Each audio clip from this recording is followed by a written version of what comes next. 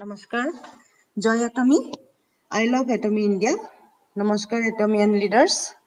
মই শ্ৰীমতী কেশন দত্ত মেমে শদিয়াৰ পৰা আজিৰ শেহতীয়া সভাখনলৈ নপুৰণি সকলো সদস্যাক আদৰণি জনাইছো। সঠিক সময়ত সভাত উপস্থিত থাকিবলৈ বিনম্ৰ অনুৰোধ জনালো। আজি সময় দুপৰীয়া 2:30 বজাত, তাৰিখ 1 জুন 2025 চনত আমাৰ আজি মাহেকা মিটিংখন পতা হৈছে। আজি আলোচনা কৰিব বিচৰা বিষয়সমূহ হ'ল এটমিক কোম্পানীটোত কেনেকৈ সফল হ'ব পাৰিম আৰু কেনেকুৱা ধৰণৰ কৌশল ব্যৱহাৰ কৰি আগুৱাই যাব পাৰিম, সেই বিষয়ত আলোচনাৰ চেষ্টা আৰু কিছুমান প্ৰশিক্ষণ সকলো সদস্যৰ লগত। 2 নম্বৰ টপিক, এটমিৰ প্ৰডাক্টছ মৰিংগাৰ বিষয়ত এটমি এজেণ্ট শ্ৰী অংকিত শইকীয়া ছাৰে শদিয়াৰ পৰা। একতাই আমাৰ শক্তি, একতাই আমাৰ উন্নতি। গতিকে আহক একেখন মঞ্চতে সকলো মিলি একগোট হৈ নিজৰ নিজৰ সপোনবোৰ বাস্তৱত পৰিণত কৰোঁ। ধন্যবাদ। আশা কৰোঁ সকলো লিডাৰ্ছে এটমিত জয় কৰিব, সকলোৱে এটা শক্তিশালী দল গঠন কৰিব আৰু সকলোৱে মনে ভবা সপোন পূৰণ কৰিব পাৰিব। সকলোৰে সুস্বাস্থ্যৰ আৰু সফলতাৰ বাবে কামনা কৰিছোঁ আৰু সকলোকে আজি দুপৰীয়া মিটিংখনলৈ আদৰণি জনাইছোঁ। লগতে জনাওঁ যে আজি আমি খুবেই সুখী আৰু খুবেই আজি এটা আমাৰ সভাখন উপস্থিতি যোগদান কৰি জীপাল কৰি তুলিলে আমাৰ সকলোৰে গুৰু আপলাইন শ্ৰীযুত JC টাইট ছাৰ। তেখেতলৈ মই বহুত আদৰণি জনাইছোঁ আমাৰ সভাখনলৈ, যিহেতু তেওঁ আজি আমাক সময় দিছে, যিহেতু অতি সুন্দৰকৈ তেখেতৰ সকলোখিনি পদক্ষেপ আমি অনুসৰণ কৰি আগুৱাই গৈ আছোঁ। তেখেতলৈ মই বহুত ধন্যবাদ জ্ঞাপন কৰিছোঁ আমাৰ মাজত উপস্থিত থকাৰ বাবে আৰু আমাৰ লগত সময় দিয়াৰ বাবে। আৰু ছাৰলৈ মই প্ৰথমতে দুআষাৰ মন্তব্য দিব আমাৰ টীমটোক উৎসাহিত কৰিবৰ বাবে, আৰু তেওঁ কিদৰে আগুৱাই গৈছে আৰু তেওঁ কেনেকুৱা এটা টীম চাব বিচাৰে, তাৰ বিষয়ত তেওঁ অকণমান দুআষাৰ আমাৰ মাজত ভাগ বতৰা কৰিব বুলি অনুৰোধ জনালো। মাইক্ৰফোনটো ছাৰলৈ হেণ্ডঅভাৰ কৰিলো। হয়, ৱেলকাম ছাৰ। বহুত ধন্যবাদ কেশন দত্ত মেম, আমাৰ এজেণ্ট শদিয়াৰ পৰা, আৰু মোক এইখন সুযোগ দিয়াৰ কাৰণে তেখেতলৈ পোনপ্ৰথমে ধন্যবাদ জনাইছোঁ।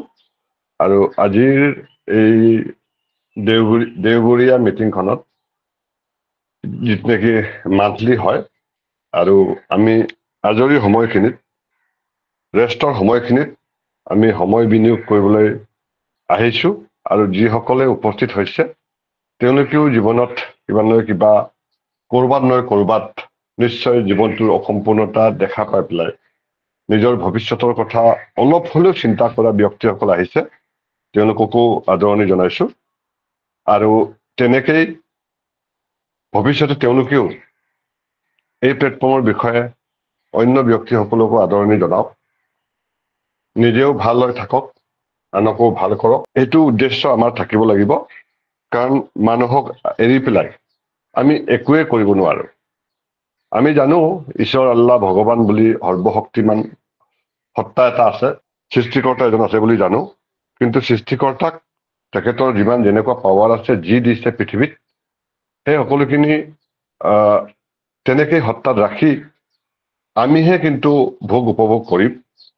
তাৰ কাৰণে মানুহে মানুহৰ বাবে কাম কৰিব লাগিব, আৰু মানুহে কৰা যিকোনো কাম মানুহৰ কাৰণে, মানুহেই অন্তিম লক্ষ্য, সেই হিচাপেহে আমি চিন্তাধাৰা কৰি পেলাই কামটো কৰিব লাগে।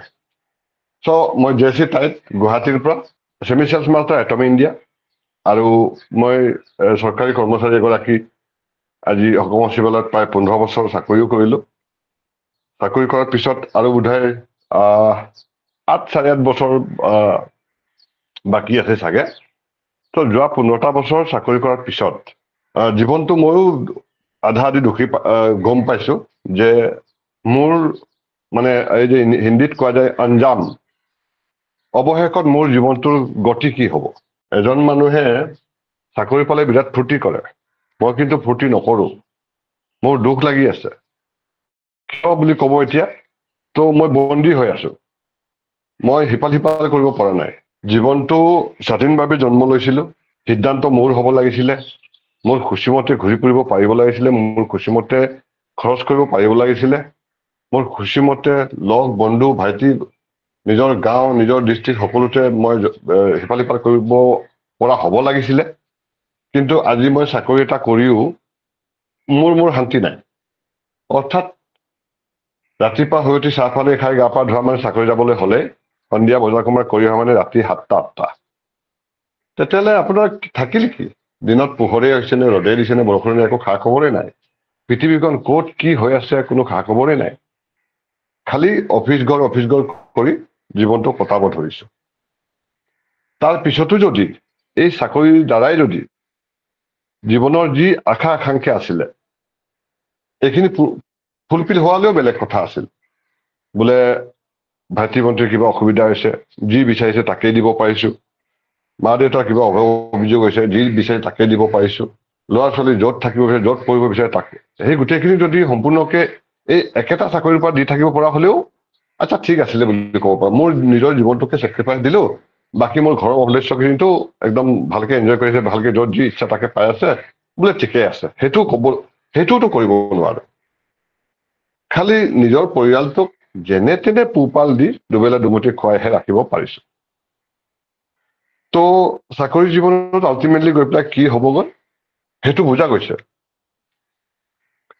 চাপ'জ আল্টিমেটলি গৈ পেলাই আপুনি ধৰি ললো আমি নিজাকে ঘৰ এটা মাটি এডোখৰ কিনোতে তাতে লোন লৈ পেলাই আপুনি মাটি এডোখৰ কিনিব লাগিব। গাড়ী এখন চলাওতে লোন লৈ পেলাই চলাব লাগিব। ঘৰটো বনাওতে আৰে গোটেই জীৱনটো সেই ইনষ্টলমেণ্ট কেইটা দিবৰ কাৰণেহে চাকৰিটো কৰা হয়। তেতিয়াহ'লে ল'ৰা ছোৱালীক চালে, আপুনি ঘৰৰ মানুহক চালে, মাটি কিনোতে ইনষ্টলমেণ্ট দিলে, গাড়ী কিনোতে দিলে, ঘৰ বনাওতে দিলে। আচ্ছা চাকৰি কৰা মানুহজনৰ কাৰণে থাকিল কি? তাকো বোলে চৰকাৰে বোলে 60 বছৰলৈকে ৰাখিব। বোলে বুঢ়া হ'ল, তোমাৰ এতিয়া বেমাৰ আজাৰে ধৰিব, তুমি কাম কৰিব নোৱাৰিবা, বাদ দিয়া তুমি চাকৰি, এৰি দিব। একচুৱেলি তেতিয়াহে টকা পইচা দৰকাৰ আছিলে। স্বাস্থ্যৰ যত্ন ল'বৰ কাৰণে এটমীৰ দৰে অৰ্গেনিক প্ৰডাক্ট দৰকাৰ আছিলে, যিটো নেকি আমাৰ DNA-ত কাম কৰে। চ' তেতিয়া আকৌ চাকৰিবিহীন হৈ যাব। আৰু কিবা কাৰণত যদি কিছুমান চিৰস্থায়ী ৰোগে যদি আৱৰি ধৰে, বয়সতো ধৰিবই। চ' তেতিয়া আপুনি গোটেই জীৱনটো দি পেলাই চাকৰি কৰি যিটো অলপমান বচাই পেলাই ছেভিং কৰিছিলে বা ৰিটায়াৰমেণ্ট বেনিফিটৰ পৰা যি টকা পাইছিলে, এইখিনি কি কৰিব? ডক্তৰক দিওঁতে, ডক্তৰৰ মেডিচিন কিনোতে, তাতো আপত্তি নাই, ঠিক আছে এইখিনি খাব পাৰিব। কিন্তু আপুনি ইচ্ছামতে খোৱা খাদ্য খাব নোৱাৰিব। প্ৰব্লেমটো তাতেহে। ইচ্ছামতে হাঁহিব নোৱাৰে, ইচ্ছামতে যাব নোৱাৰে। বোলে বয়স হৈ গ'ল, গাড়ী চলাবলৈ ভাল নালাগে, ঘূৰি ফুৰিবলৈ ভাল নালাগে, ডক্তৰে মানা কৰিছে আমুকটো নাখাবি তামুকটো নাখাবি। তেনে ক্ষেত্ৰত আল্টিমেটলি গৈ পেলাই অৱশেষত জীৱনটো দেখা যায় একোৱেই নাই।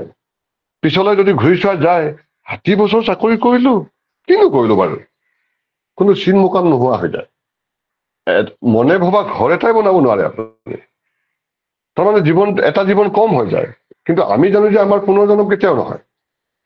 কয় বহুতে, কিন্তু সেইটো আৰু কোনো ক'ব নোৱাৰে। সেইটো বিশ্বাস কৰি লাভ নাই। তো জীৱশ্ৰেষ্ঠ মানৱ জনম হিচাপে আমি এবাৰহে পাইছো। তো যি কৰিব লাগিব এতিয়াই কৰিব লাগিব। আৰু এইটোৱে প্ৰকৃত সময়। আপুনি পঢ়া শুনাৰ নামত 20-25 বছৰ দিলে, চাকৰি বিচাৰি চাকৰি পাবলৈ যাওঁতে 30-32 বছৰ গলেই। ভাৰতবৰ্ষৰ মানুহৰ গড়ৰ আয়ুস কিমান? 70-72-75 মেক্সিমাম। তো পঢ়া শুনা কৰি চাকৰি বিচাৰোতে দেখোন আধা বয়স গ'ল। তো আধা বয়সখিনি চাকৰি কৰোঁতে যাবচোন, তাক কৰিব পাৰিলে কি জীৱনত আপুনি? তো এই সুদীৰ্ঘ 60-70 বছৰ বয়সত বা জীৱন কালত আপোনাৰ দ্বাৰা এটাও মানুহ উপকৃত নহব নেকি? আপোনাৰ দ্বাৰা এজন মানুহকো আপুনি কেতিয়াও সহায় কৰিব নোৱাৰিব নেকি? মই প্ৰথমতে কৈছো, মানুহৰ বাহিৰে আপোনাৰ একো লক্ষ্যই হ'ব নোৱাৰে। মানুহেই শেষ লক্ষ্য। পৃথিৱীত যিমান যি আৱিষ্কাৰ হৈছে, যিমান যি টেকনলজি ডেভেলপ হৈছে, কেৱল মানুহৰ কাৰণে। উদ্দেশ্য হৈছে মানুহ। তো মানুহক এৰি আপুনি একো কৰিব নোৱাৰে। মানুহক লৈ যি কৰিব লাগিব। ডক্তৰ হওক, ইঞ্জিনিয়াৰ হওক, ডক্তৰক পেচেণ্ট লাগিব, উকিলক ক্লায়েণ্ট লাগিব, কোনোবাই গাড়ী চলাইছে গাড়ী চলাক পেচেঞ্জাৰ লাগিব। কোনোবাই দোকানদাৰী কাষ্টমাৰ লাগিব, মানুহেই লাগিব। কোনোবাই বোলে ইঞ্জিনিয়াৰ, ঠিকাদাৰ লাগিব, ঠিকাদাৰক কি লাগিব? কাম কৰা মানুহ লাগিব, কৰ্মী লগাব লাগিব। ডেইলি হাজিৰা কৰাই হওক, সাপ্তাহিক পেমেণ্ট কৰাই হওক, মানুহেই লাগিব। কোনোবাই শ্বপিং মল পাতিছে, কোনোবাই গেলামাল দোকান পাতিছে, মানুহেই লাগিব কাষ্টমাৰ। মানুহে শেষ। চ' তেনেকে আমি হয়তো গোটেই জীৱন কেৱল কাষ্টমাৰ হৈ আছো, কাষ্টমাৰ। ফ্লিপকাৰ্ট, এমাজন, আলিবাবা, ইবে, পিপাৰফ্ৰাই, ঢেৰ কিবা কিবি shopping mall, e commerce platform আছে। এই ই কমাৰ্চ প্লেটফৰ্মৰ পৰা না আপোনাৰ স্বাস্থ্যৰ গেৰাণ্টি আছে, না আপোনাৰ উপাৰ্জনৰ গেৰাণ্টি আছে। তো তাৰ পৰা আমি জন্মৰ পৰা এতিয়ালৈকে কিনিলো, কিনা কাটা কৰিলো, কিবা কিবি যিয়ে নহওক, এইটোতো কিনিবতো লাগিবই। আপুনি good morning to good night এঘৰ মানুহ চলিবতো লাগিবই। তাৰ কাৰণে গুড মৰ্ণিং টু গুড নাইটলৈকে আপুনি ক্ৰমান্বয়ে ঘণ্টাৰ ওপৰত ঘণ্টা আগবাঢ়োতে ৰাতিপুৱা শুই উঠি লাগিব কি? টুথপেষ্ট, টুথব্ৰাছ লাগিব, চাহ জলপান লাগিব, গা পা ধুবলৈ চাফ চাবোন চেম্পু লাগিব, কাপোৰ ধুব লাগিব, ঘৰ মুচিব লাগিব, বাচন বৰ্তন খোৱা বোৱা হ'ব, ধুব লাগিব। ৰাতি একেটা কামে ৰিপিট হ'ব, আকৌ ভাত পানী খোৱা হ'ব, বাচন বৰ্তন ধোৱা হ'ব, মস্কিটো কিলাৰ জ্বলাব লাগিব। বিভিন্ন ধৰণৰ এই আহিলাসমূহ আমি জন্মৰ পৰা কিনি আছো। কাপোৰ কানিও পিন্ধিব লাগিব, স্বাস্থ্য ধুনীয়া, সকলোকে ধুনীয়াও হৈ থাকিব লাগিব, কেতিয়াও বেমাৰত পৰিব নালাগিব। এবাৰ যদি বেমাৰত পৰি ডক্টৰৰ পাকচকত পৰি গ'লে বৰশীত মাছ লাগিলে যেনেকে এৰুৱাই যাব নোৱাৰি, তেনেকুৱা ধৰণৰ অৱস্থা হ'ব। আৰু তেনেকুৱা ধৰণৰ অৱস্থা হলে কি হয়, আপোনাৰ আগৰ যিটো স্বাস্থ্য, আগৰ জীৱন, এইটো ঘূৰাই নাপায়। মেডিচিনৰ ওপৰত নিৰ্ভৰ কৰি আপুনি গোটেই জীৱনটো চলিব লাগে। মেডিচিনৰ ওপৰত নিৰ্ভৰ কৰি যেনে তেনে আপুনি মানুহটো বাচি থাকিবহে পাৰে। গোটেই ঘৰখনৰ কাৰণে এটা বোজাও হয়। প্লাছ আপুনি ইচ্ছামতে খাব নোৱাৰে, ইচ্ছামতে যাব নোৱাৰে। আগৰ দৰে জীৱনটো কেতিয়াও ঘূৰাই নাপায়।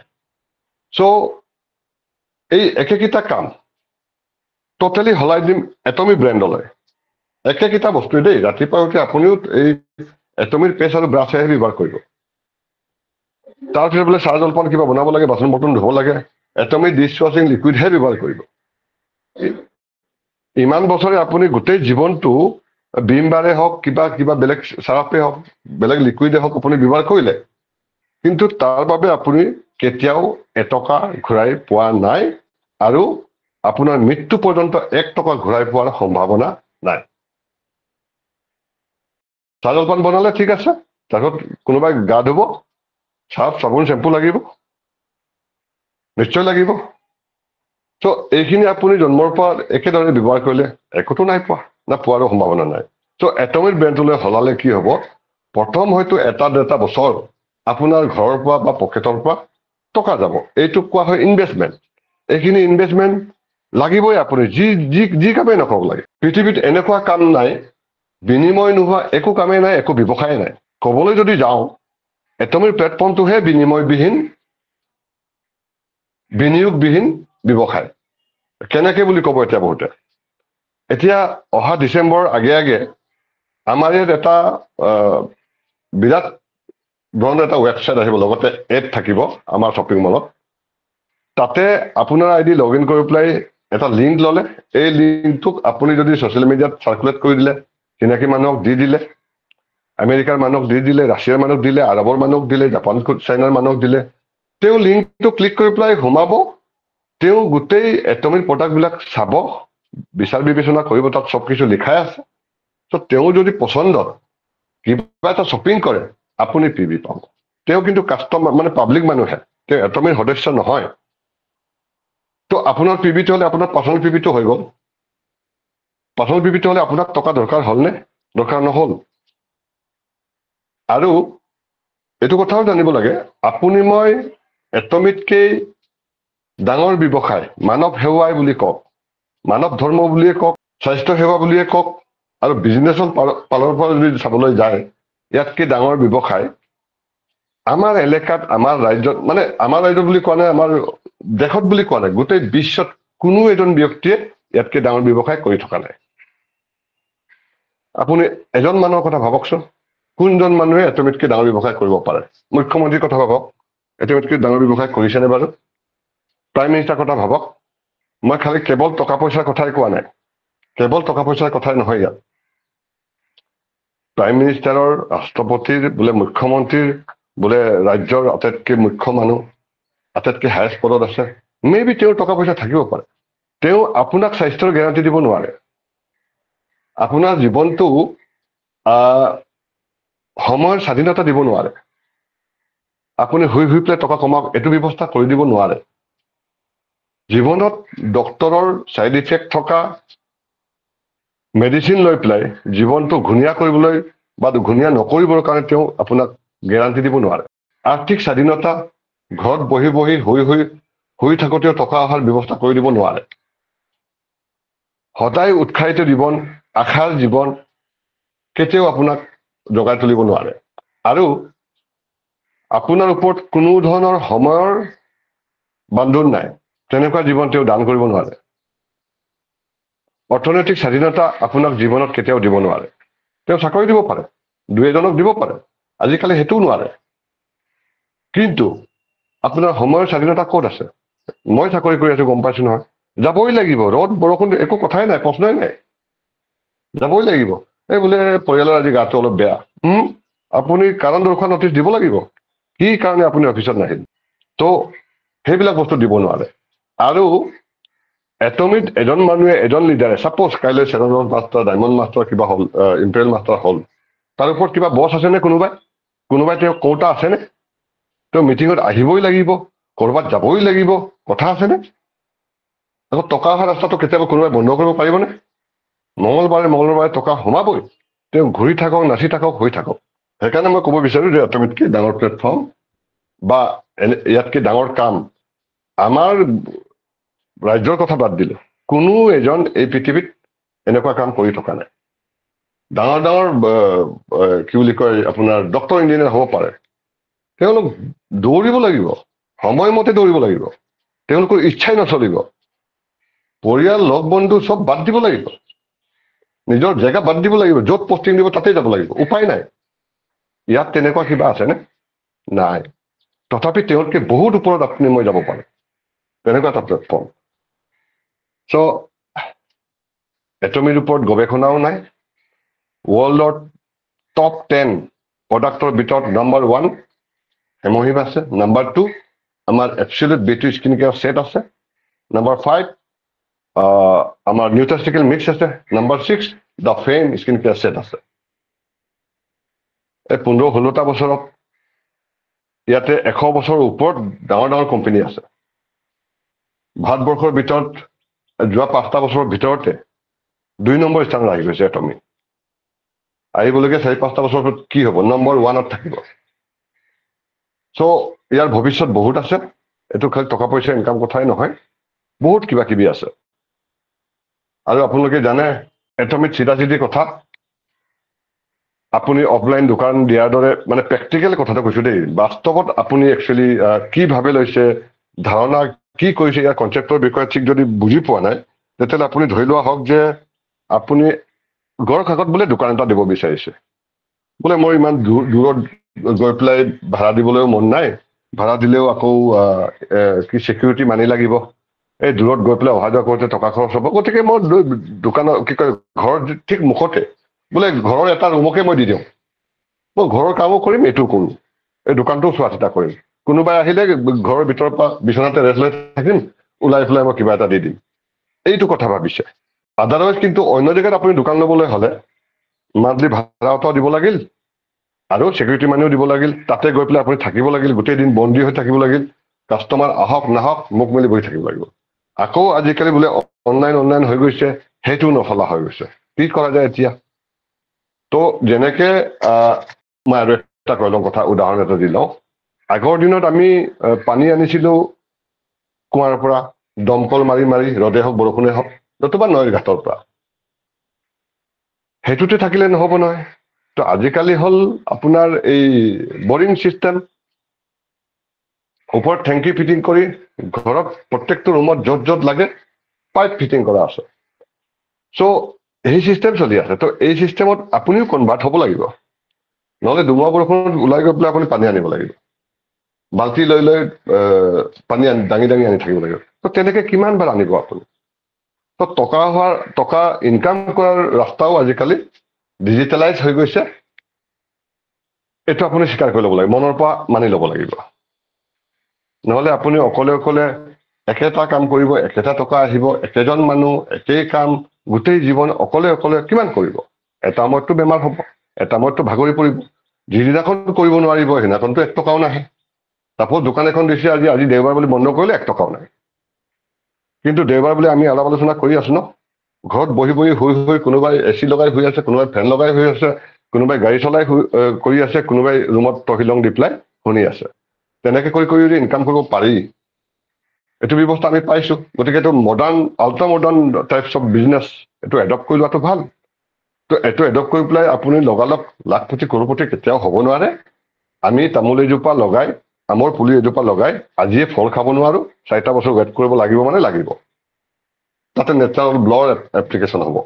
এইটো আপুনি মই ৰাখিব পৰা বস্তু নহয়। চ' চিম্পলি যদি ক'বলৈ যাওঁ, আপুনি কাষৰ ৰুম এটাত বা নিজৰ ঘৰতে নিজৰ চোতালতে এটা দোকান দিব বিচাৰিছে। এইটো অনলাইন দোকানে হয়। চ' এই দোকানখনত আপুনি প্ৰথমতে খালি দোকানটো লৈ, যেনেকে আপুনি ID পাছৱৰ্ড লৈ পেলাই ডকুমেণ্ট দি পেলাই জইন হৈছে, খালি বহি থাকিলে নহ'ব। কি কৰিব লাগিব, এই দোকানখনত টুককে 1-2টা বস্তু আনি পেলাই সজাই থব লাগিব। মানুহে অহা যোৱা কৰিব, দেখিব এই নতুন দোকান এখন খুলিছে, কিনো পাই চাওক। তেনেকে মানুহে ব্যৱহাৰ কৰা ষ্টাৰ্ট কৰিব লাগিব। তেতিয়াই আপোনাৰ 1-2 পইচা ইনকাম আহিব। একজেক্টলি ইয়াতো আপুনি ফ্ৰী অফ কষ্ট এটা দোকান খোলাৰ অনুমতি পালে, আৰু আপুনি যেনেকে পালে অনুমতি, ঠিক তেনেধৰণে আপুনি হাজাৰ লাখজনক এটা ফ্ৰেঞ্চাইজি টাইপত যিকোনো জেগাত, পৃথিৱীৰ যিকোনো কোণাত আপোনাৰ দোকানটোৰ দৰে অন্য এজন ব্যক্তিক অথৰাইজ কৰিব পাৰে, ডেলিগেট কৰিব পাৰে যে ময়ো খুলিছো তুমিও খোলা। ত' আপোনাৰ দ্বাৰা যিমান তেনেকুৱা দোকান খুলিব পৃথিৱীৰ যিকোনো জেগাত, আমাৰ ৰাজ্যৰ যিকোনো জেগাত, তেওঁ যিমান চেল কৰিব তাৰে অংশীদাৰ আপুনি। প্ৰত্যেকজন ব্যক্তিৰ প্ৰত্যেকটো দোকানৰ যি অলপ 1-2টা বিক্ৰী হ'ব তাৰে অংশ আপুনি ইয়াতে পাই থাকিব। এই চিলচিলা আপোনাৰ গোটেই জীৱন, আপোনাৰ নেক্সট জেনেৰেশ্যন আৰু নেক্সট জেনেৰেশ্যন, তেনেকে 3টা জেনেৰেশ্যনলৈকে গৈ থাকিব। মৃত্যুৰ পিছতো আপুনি যিখিনি পালেই, মৃত্যুৰ পিছতো নেক্সট 2টা জেনেৰেশ্যনলৈকে আপোনাৰ ল'ৰা নাতি ল'ৰাই উপভোগ কৰিব পাৰিব। উদাহৰণস্বৰূপে ধৰা হওক, আজি মই মিনিমামটো 28,000 পৰা মানে 28,000 পৰা 32,000লৈকেতো পাওঁৱে, একদম নাই বোলে এই মাহত। সেই একেটা বস্তু যদি ডাবল হৈ যায়, 15 দিনে বোনাছটো যদি ডাবল হৈ যায়, তেতিয়া কি হ'ব? 56,000 to 60,000, 56,000 পৰা 60,000 টকা মাহত থাকেই। এতিয়া আপুনি ক'ব যে আপুনি আগত সোমোৱাৰ কাৰণে, মই 5 বছৰ কনষ্টেণ্ট সময় দিছো, ইয়াতে কাম কৰিছো। সময়ে টকা বুলি কোৱা হয়। 5 বছৰ অৰ্থাৎ মই 5 বছৰ আগত আমজোপা ৰুইছিলো, 4 বছৰত গুটি লাগে, গতিকে এবছৰ গুটি লগা মোৰ হৈ গৈছে। গতিকে মোৰ আৰু চিন্তা নাই, এই আমজোপা দ্বিতীয়বাৰ জীৱনত ৰুবও নালাগে, পানী দিবও নালাগে, ছিজন আহিব, ফল দি থাকিব, মই হৈ খাই থাকিম। এই চিলচিলাটো মোৰ আৰম্ভ হৈছে। এইটো একেদিনাই নাই হোৱা, একেদিনাই কেতিয়াও হ'ব নোৱাৰে। একেদিনাই যদি ভবা যায় তেতিয়াহ'লে আপুনি হয়তো চুৰ ডকাইত কৰিব লাগিব। একেদিনাই হোৱা কাম এই পৃথিৱীত একো নাই। খেতি কৰা মানুহো জানে, দোকান খোলা মানুহো জানে, গাড়ী চলোৱা মানুহো জানে, চলালে পাব, নচলালে নাপায়।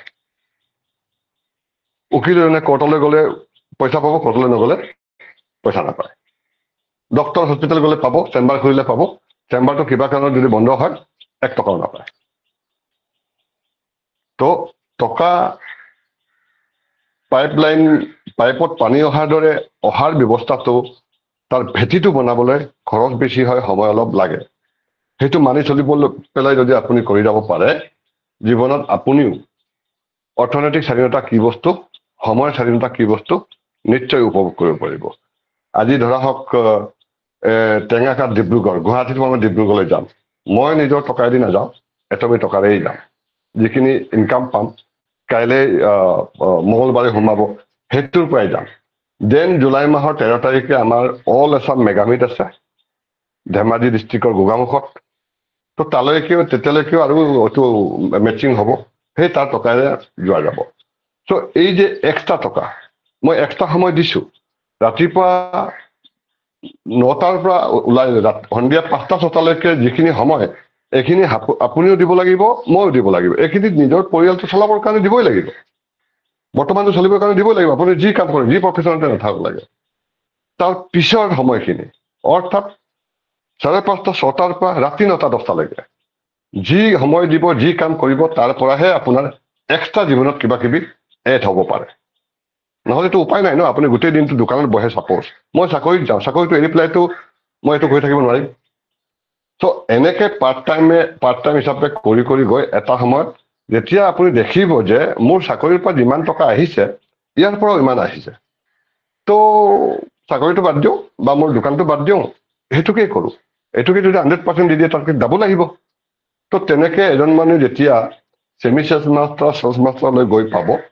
তেওঁ আৰু জীৱনত কেতিয়াও ঘূৰি চাব নালাগে তো এইখিনি সময়লৈকে আপুনি মই ধৈৰ্য ধৰি পেলাই কামটো কৰি যাব লাগে চ' এটমিৰ কথা শেষ নহয় মই বেছি দীঘলীয়া নকৰোঁ মই একেবাৰে শ্বৰ্ট কৰিম বুলি ভাবোঁ কিন্তু কথাবিলাক ওলাই গৈ থাকে তো সকলোকে পুনৰবাৰ নমস্কাৰ জনাই মোৰ বক্তব্য এইখিনিতে সামৰণি মাৰিছোঁ কাৰণ আপোনালোকৰ অন্যান্য মৰিংগা প্ৰডাক্টৰ বিষয়ে ট্ৰেইনিং আছে কেশন মেমৰ কোনোবা অংকিত শইকীয়া ছাৰৰ কথা কৈছিলে চ' আপোনালোকে উপভোগ কৰক ময়ো নিশ্চয় অলপ সময় আছোঁ তো পুনৰবাৰ সকলোকে ধন্যবাদ জনাই মই আজি মিটিঙৰ হোষ্ট আমাৰ লেডি লিডাৰ টপ লিডাৰ অসমৰ এটা পাৰ্টৰ কেশন দত্ত মেমক মই মাইক্ৰফোনটো হেণ্ড অভাৰ কৰিছোঁ please welcome Keshav ma'am thank you হয় ছাৰ থেংক ইউ বহুত বহুত ধন্যবাদ ছাৰৰ সাৰুৱা মন্তব্যই আজি আমাৰ সভাখন সঁচাকৈ বহুত জীপাল কৰি তুলিলে আৰু আশা কৰোঁ গঠন কৰি আৰু আমাৰ সকলো লিডাৰলৈ বহুত বহুত ধন্যবাদ সকলোৱে ধৈৰ্য সহকাৰে মিটিঙত উপস্থিত থাকি আমাৰ মিটিংখন আজি সফল কৰিলে সভাখন সফল কৰিলে চ' থেংক ইউ পুনৰ বহুত বহুত ধন্যবাদ জয় এটমি আলোচনা কৰিব লাগে যিহেতু আমি সাল সলনি কৰি থাকিব লাগে বুলি মই ভাবো চ' কিছু আলোচনা সদায় কৰি থাকিব লাগে আৰু কিছু সাল সলনি আমাৰ মাজত কৰি থাকিব লাগে বুলি ভাবো যিহেতু আমাৰ উন্নতৰ কাৰণে আমাৰ সকলোৰে সফলতাৰ বাবে আমি সদায় চেষ্টা কৰি যাব লাগে আমি একেটা চিষ্টেম সদায় কৰি থাকিলেও আমাৰ কি হয় ভাগৰুৱা অনুভৱ হয় যিহেতু আমি এটা অনলাইন কামত ব্যস্ত হৈ আছো গতিকে এই অনলাইন কামটো যদি আমি একে ভাগে সদায় কৰি থাকো তেনেহলে আমি অতি সোনকালে ইয়াৰ পৰা বিলুপ্ত হৈ পৰিম ভাগৰি পৰিম গতিকে আমি কি কৰিব লাগে আমি জাষ্ট অকমান সাল সলনি মাজে মাজে কৰি থাকিব লাগে আপোনাৰ সদায় কিবা এটা নতুন আমি কৰিব লাগে বুলি মই ভাবো তো সকলোৰে সেইখিনি আপডেট মানে সময়ৰ পৰিস্থিতি চাই আমি নিজকে আপডেট কৰি থাকিব লাগে নতুন নতুন কথা শিকি থাকিব লাগে নতুন কৌশলতা ব্যৱহাৰ কৰিব লাগে বুলি ভাবো চ' তাৰে বিষয়ে এতিয়া আমাৰ টপিকটো আছে যে এটমিৰ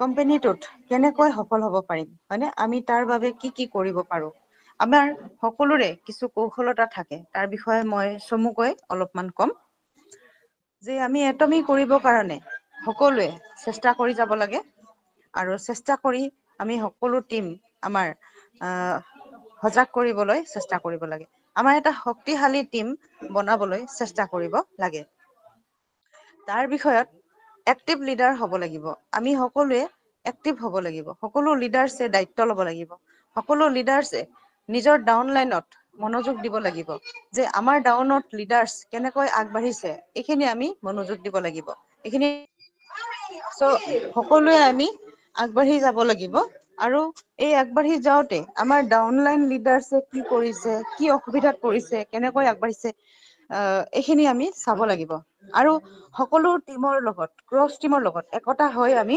মিউচুৱেল আণ্ডাৰষ্টেণ্ডিং ৰাখিব লাগিব কাৰণ এইটো হৈছে এটা গ্ল'বেল ব্যৱসায় মানে এটমি হৈছে এটা গ্ল'বেল বিজনেছ এটমি গ্ল'বেলি এটা পৰিবাৰ হয় গোটেই বিশ্বতে এটা পাৰিবাৰিক সম্পৰ্ক ৰখা হয় যিহেতুকে এটমি পৰিবাৰ এটমি ফেমিলি এটমি গ্ল'বেল বুলি কোৱা হৈছে ত' এটমি গ্ল'বেলৰ অৰ্থটো আমি বজাই ৰাখিব লাগিব। চ' তাৰ অৰ্থ হৈছে যে আমি সকলো টিমৰ লগত, নিজৰ টিম বা বেলেগৰ টিম বুলি নহয়, নিজৰ বা আনৰ টিম বুলি নহয়, সেইখিনি আমি সকলোৱে ডিচিপ্লিন এটা ফ'ল' কৰিব লাগিব। যে কোনো কাৰো টিমত আপোনাৰ ধৰক এইটো শব্দটো অসমীয়াত কি ক'ব, মানে ডিষ্টাৰ্ব কৰাৰ চেষ্টা কেতিয়াও কৰিব নালাগে। যেতিয়া আমি এটমি প্লেটফৰ্মত যাওঁ বা ছ'চিয়েল মিডিয়াত যাওঁ, তেতিয়া আমি বহুত নানা ধৰণৰ ব্যক্তি লগ পাওঁ, আৰু সেই ব্যক্তিসকলৰ বহুতে জানি বেলেগৰ টিমত যায়, আৰু বহুতে অজানিতে যায়। অজানিতে মানে নতুনতে যিহেতু জইন হৈছে, জইন হোৱাৰ পিছত তেওঁ য'তে পাই ত'তে ডকুমেন্টছ বিলাক দলিয়াই থাকে। তো তেনেকুৱা ফলত অলৰেডি কেতিয়াবা ইউজ বুলি দেখায়, আৰু ইউজ বুলি দেখালে আমি সেই ব্যক্তিজন যাৰ লগত জইন হৈছে তেওঁ পঠিয়াই দিব লাগে। আৰু আমাৰ টিমতো তেনেকুৱা হৈছে, আৰু যেতিয়া আমি লিডাৰ্ছ বিচাৰি নাপাওঁ তেতিয়া আমি ৰাখাটো বাৰু একো নাই, কিন্তু যেতিয়া আমি চিনাকিটো পাই যাওঁ যে লিডাৰজন অমুকৰ টিমত জইন হৈছিল, তেনেকুৱা গম পোৱাৰ লগে লগে আমি সেই ব্যক্তিজনক ৰাখাটো উচিত নহয় বুলি মই ভাবো। যদি চিনাকিটো পাইছো তেনেহলে আমি তেওঁক উভতাই দিব লাগে, তেওঁ নিজৰ আপলাইনৰ লগত যোগাযোগ কৰাই দিব লাগে বা পঠিয়াই দিব লাগে।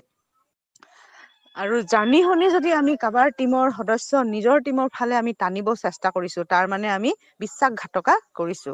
সেই বিশ্বাসঘাতক বহুত অতি ভয়ংকৰ হ'ব পাৰে, এটা সময়ত গৈ বহুত ভয়ংকৰ এটা ৰূপত প্ৰকাশ পাব পাৰে।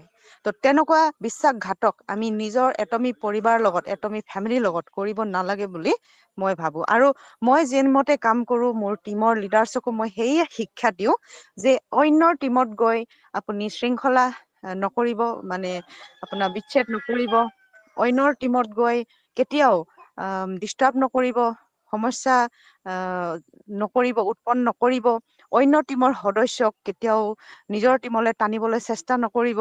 আমি অনেষ্টি, মানে আমাৰ বিশ্বাসটো আমি জোগাই ৰাখিব, আমি সদায় সফল হবলৈ চেষ্টা কৰিব লাগিব। সৎ পথত থাকি আমি আগুৱাই যোৱাটো চেষ্টা কৰিব লাগে। আমি সৎ পথত থাকিলে সত্য সদায় জয়, সৎ পথত থাকিলে এদিন হলেও আমি সফল হব পাৰিম। যদি আমাৰ টিম বনাব পৰা নাই, তেনেহলে আমি আনৰ টিম টানি আমাৰ ইয়াত ভৰাই আমাৰ টিম বাঢ়িব, সফল হম আমি, এনেকে যদি ধাৰণাটো লৈছো তেনেহলে বহুত এটা ভুল ধাৰণা, এইটো এটা ভয়ংকৰ দিশত আগবাঢ়িব। গতিকে সেই ভয়ংকৰ দিশটো সৃষ্টি নকৰাকৈ আমি সৎ পথত থাকি বহুত কষ্ট মাজেৰেও যদি আমাৰ টিমটো আমি শক্তিশালী কৰিবলৈ চেষ্টা কৰো, তেন্তে নিশ্চয় ভগৱানে চকু মেলি চাব এদিন। গতিকে সকলোৱে সফল হোৱাৰ চেষ্টা কৰিব। আৰু এয়া হৈছে অনলাইনৰ কিছুমান কথা, যিটো মই সদায় লগ নাপাওঁ সদস্যসকলক, আজি সকলোৰে মাজতে আলোচনা কৰিলো। আৰু লগতে আৰু এটা আলোচনা বহুত গভীৰ হৈছে যে আমি সকলোৱে কওঁ যে অনলাইন ব্যৱসায়, online job, only online online online হয়, আমি অনলাইন কৰিব লাগে আৰু তাৰ বাবে ট্ৰেইনিঙো দিয়া হয়, কিন্তু আমি অফলাইনতো এক্টিভ হবলৈ চেষ্টা কৰিব লাগে। কিন্তু অফলাইনত কেনেকৈ কৰিব, হয়নে? অনলাইনত আমি ব্যক্তি এজনক লগ পোৱাৰ লগে লগে আমি ষ্টাৰ্ট কৰি দিওঁ, বুজাও কাৰণ তেওঁ অনলাইনত বিজনেছ কৰিম বুলিহে আহিছে, গতিকে তেওঁক আমি বিজনেছটোৱে বুজাব লাগিব। আৰু বুজাই মেলি কনভিন্স কৰি তেওঁক বুজাই মেলি তেওঁক মই মিটিঙত আনিব লাগিব আৰু এক্টিভ কৰাৰ চেষ্টা কৰিব লাগিব অনলাইনৰ যোগেদি। চ' তেওঁ জানি শুনি আহিছে বিজনেছ কৰিম বুলি, তেওঁৰ লগত যদি আমি বিজনেছৰ কথা পাতো তেতিয়াহে তেওঁ ভাল পাব, হয়নে? তেওঁক বিজনেছটোহে লাগে, তেতিয়া লাহেকৈ তেওঁ গৈ প্ৰডাক্টৰ কথা বুজিব। এইটো কথা একদম 100% কাৰেক্ট। কিন্তু যেতিয়া আমি ফিল্ডত যাওঁ, অফলাইনত যাওঁ, ফিল্ডত আপুনি কেনেকৈ কাম কৰিব? ফিল্ডত কাম কৰিব লগা হলে আমি শ্বেয়াৰ এণ্ড কেয়াৰ কৰিব লাগিব। শ্বেয়াৰ এণ্ড কেয়াৰ মানে আপুনি নিজেই ব্যৱহাৰ কৰক আৰু আন 10 জনক শ্বেয়াৰ কৰক। চ' আজি মই মিটিঙৰ কাৰণে ৰেডি হৈ থাকোঁতেই, অলৰেডি মিটিং জইন হলোৱে, তেতিয়া মোক আৰু এটা কল আহিলে, যোৱাকালিও আৰু এটা কল আহিলে, আজি মৰ্ণিঙত এটা কল আহিলে, আৰু এতিয়া অলপ আগতো এটা কল আহিলে, টুথপেষ্টৰ কাৰণে অৰ্ডাৰ আহি আছে। ত' মই টুথপেষ্ট দি মানে হাইৰাণ হৈ গৈছো, ইমান টুথপেষ্ট 60 ক'ব গ'লে, এতিয়া 100 এবভ হবলৈ গৈ আছে। মানে এনেকুৱা অৰ্ডাৰ আহি আছে, মানে মই কাউন্টিং পাহৰি গৈছো। মোৰ 50 সেইদিনা মনত আছিলে, এতিয়া 60 হলগে। এতিয়া গৈ ইমানে কল আহি আছে ডেইলি, মানে মোৰ মানে কি ক'ব চুলি পকিব ধৰিছে আৰু টেনচনত যে ইমান টুথপেষ্টৰ অৰ্ডাৰ সাংঘাতিকভাৱে জুই নিচিনা একদম মানে বিয়পি আছে শদিয়াত। কিয় হৈছে এইটো?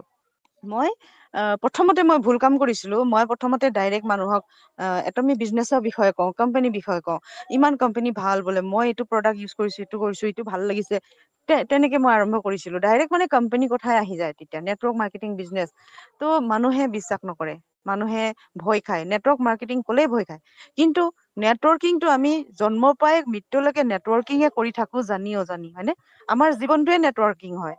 আমাৰ কানেকশ্যন বিলাক, আমাৰ ৰিলেশ্যন বিলাকে এটা নেটৱৰ্ক সৃষ্টি কৰে।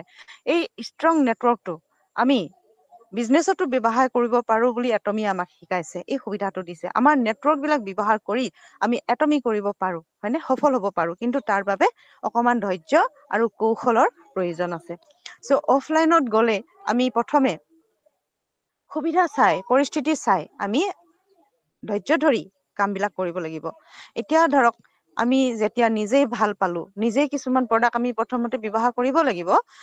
অলৰেডি আমাৰ পুৰণি সদস্য যিমান আছে সকলোৱে বুজিব, কিন্তু যিসকল নতুন সদস্য তেওঁলোকৰ বাবে মই ক'ম যে ডাইৰেক্ট আমি কাকো অফলাইনত এপ্ৰ'চ কৰিব নোৱাৰো। অফলাইনত এপ্ৰ'চ কৰিবলৈ হ'লে আপুনি জইন কৰাৰ 1 মাহৰ পিছত আপুনি পাৰিব। কেনেকে পাৰিব?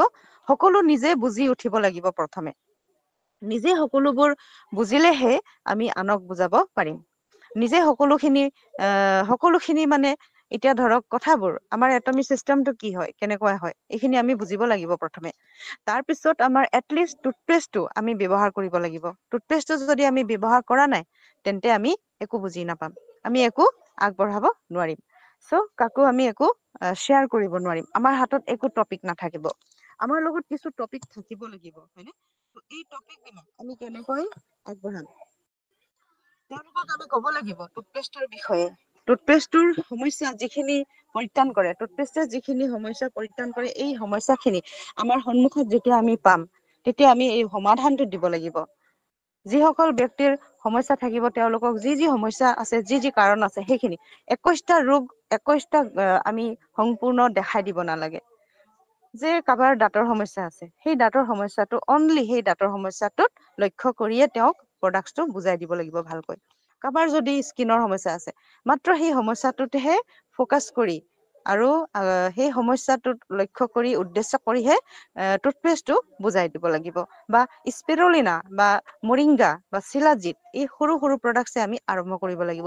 চ' সৰু খোজে ডাঙৰ আপোনাৰ যাত্ৰা সফল কৰে বুলি কোৱা হৈছে। ত' সৰু খোজে আমি লক্ষ্যত উপনীত হ'ব পাৰিম। খুব দৌৰিব নালাগে, সৰু খোজ দিও আমি লক্ষ্যত গৈ পাম। চ' গতিকে আমি তেনেকৈ আগবাঢ়িব পাৰো। আৰু লাহে লাহে যেতিয়া সেই ব্যক্তিজনে সুফল লাভ কৰিব, সুস্বাস্থ্য লাভ কৰিব, এটা প্ৰমাণ পাব, তেতিয়া নিশ্চয় তেওঁ বহুত ভাল পাব আৰু নেক্সট অৰ্ডাৰ আপোনাক লগে লগে দিব। নেক্সট অৰ্ডাৰ দিবলৈ বাধ্য হ'ব। ৰেগুলাৰ কাষ্টমাৰ হৈ যাব আপোনাৰ, হয়নে? আমাৰ উপভোক্তাৰ তালিকা সৃষ্টি কৰক, নামৰ তালিকা সৃষ্টি কৰক, আৰু উপভোক্তাৰ আধাৰ সৃষ্টি কৰক বুলি আমাৰ 10টা পদক্ষেপ যিটো দিছে সফলতাৰ, তাৰে এই দুটা, যে আমি এই দুটা পদক্ষেপ লৈ আগবাঢ়িলে আমি অন্য 10টা যিটো পদক্ষেপ সেইখিনিত অনুসৰণ কৰিবলৈ সফল হ'ম, সেইখিনি আমি ফ'ল' কৰিবলৈ সফল হ'ম। চ' গতিকে লাহে লাহে আগবাঢ়ক আৰু লাহে লাহে যাব লাগিব। প্ৰথমতে ফাৰ্ষ্ট কিন্তু নিজৰ টেষ্টিমনি। Your face is your identity. আপোনাৰ চেহেৰাই আপোনাৰ ব্যক্তিত্বই আপোনাৰ পৰিচয়। গতিকে আপুনি অফলাইনত যিজনক এপ্ৰ'চ কৰিছে, যিজনক আপুনি আগবাঢ়িছে, যিজনৰ লগত সম্পৰ্ক কৰিছে, তেওঁ আপোনাক কেনেকুৱা ধৰণে চায়, হয়নে?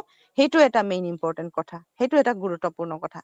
গতিকে আপোনাৰ য'ত মান সন্মান আছে, য'ত আপোনাৰ কথা কোনোবাই শুনিব বিচাৰে, তাতেহে আমি ক'ব লাগে।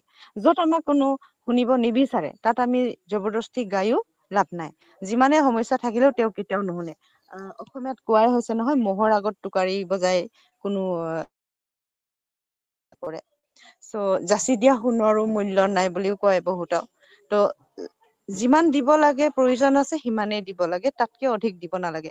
যাচি দিয়া সোণৰ মূল্য নাই যিকোনো ক্ষেত্ৰতে। চ' গতিকে আমি এইখিনি অকমান ধ্যান দিব লাগিব।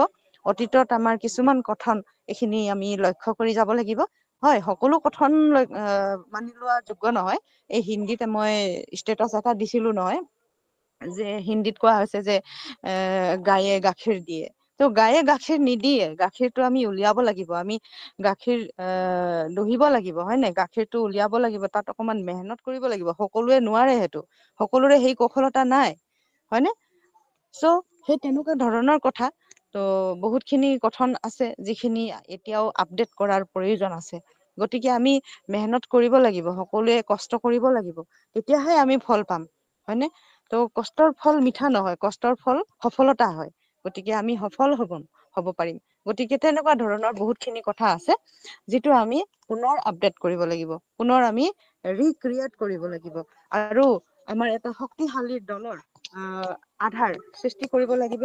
শক্তিশালী এটা দল আমি প্ৰস্তুত কৰিব লাগিব, আৰু উদাহৰণ আমি প্ৰস্তুত কৰিব লাগিব, আৰু টেষ্টিমনি আমাৰ লাগিব। নিজৰ টেষ্টিমনি আমি প্ৰস্তুত কৰিব লাগিব, তেতিয়াহে আমি এটমিত সফল হ'ব পাৰিম। চ' তেতিয়াহে আমি এটমিত জয় কৰিব পাৰিম, আৰু আমাৰ মনে ভবা সপোন আমি পূৰণ কৰিব পাৰিম। চ' ইয়াকে মই কলো, আৰু ইয়াৰ লগতে মই 2-এজন লিডাৰ্ছৰ টেষ্টিমনিও ল'ব বিচাৰিম, যিহেতু টপিকছত নাছিলে। তথাপিও আমাৰ 2জনমান এক্টিভ লিডাৰ্ছ, যিসকলে প্ৰডাক্টছ ব্যৱহাৰ কৰিছে, অতি পুৰণি লিডাৰ্ছ, তেওঁলোকৰ কিছু টেষ্টিমনি মই ল'ব বিচাৰিম। আৰু তাৰ পিছতে আমাৰ মৰিংগাৰ ওপৰত দুআষাৰ আগবঢ়াব আমাৰ এজন লিডাৰ, অংকিত শইকীয়া। চ' আমাৰ মাজত মই চাই আছো অকমান টেষ্টিমনি ক'বলৈ। আমাৰ মাজত আছে আলালুদ্দিন আহমেদ ছাৰ, মৰিগাঁৱৰ পৰা। মই ছাৰক মাতিব খুজিম। ছাৰ যদি ফ্ৰী আছে, আপুনি আপোনাক ৱেলকাম জনাইছো। আলালুদ্দিন আহমেদ ছাৰ, আপুনি ফ্ৰী আছেনে? মাইকটো অন কৰিব পাৰিব। Thank you sir. মেম, জয় অটমি।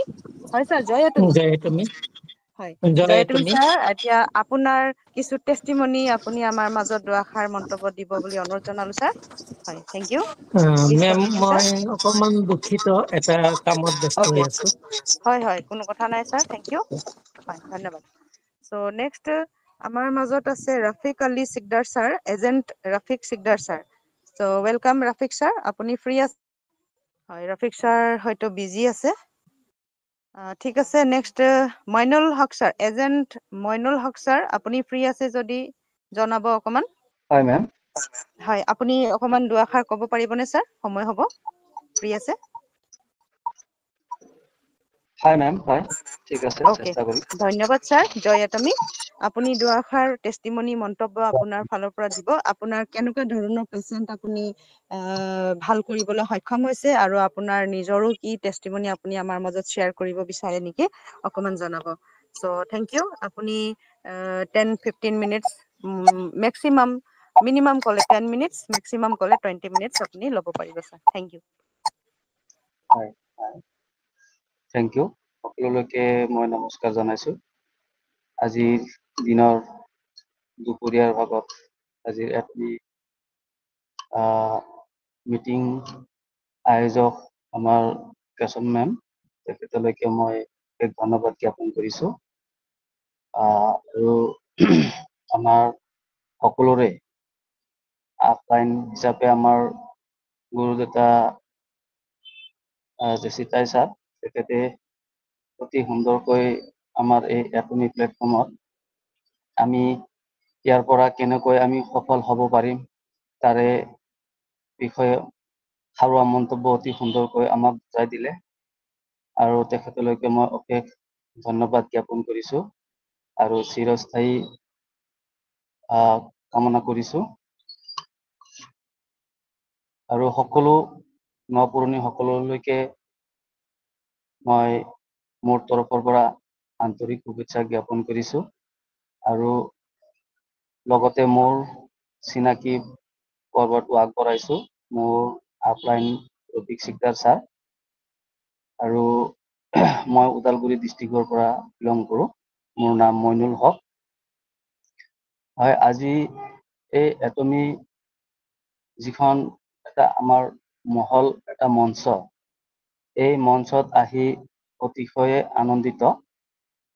আজি এই মঞ্চত আহি মই যিখিনি মোৰ তৰফৰ পৰা মই যিখিনি উপকৃত হৈছো, মই এই এটমি মঞ্চক পোনপ্ৰথমে মই ধন্যবাদ জ্ঞাপন কৰিছো। কাৰণ এই এটমি মঞ্চত যেতিয়া মই প্ৰথম অৱস্থাত ভৰি দিলো, সেই মুহূৰ্তত মোৰ মাৰ খুবেই জৰুলা অৱস্থা হৈ আছিলে। বিভিন্ন বেমাৰে আক্ৰান্ত হৈ আছিলে। বিভিন্ন ধৰণৰ বেমাৰত এনেকুৱা আক্ৰান্ত হৈছিলে 70% ডেমেজ হৈ গৈছিলে মোৰ মাৰ।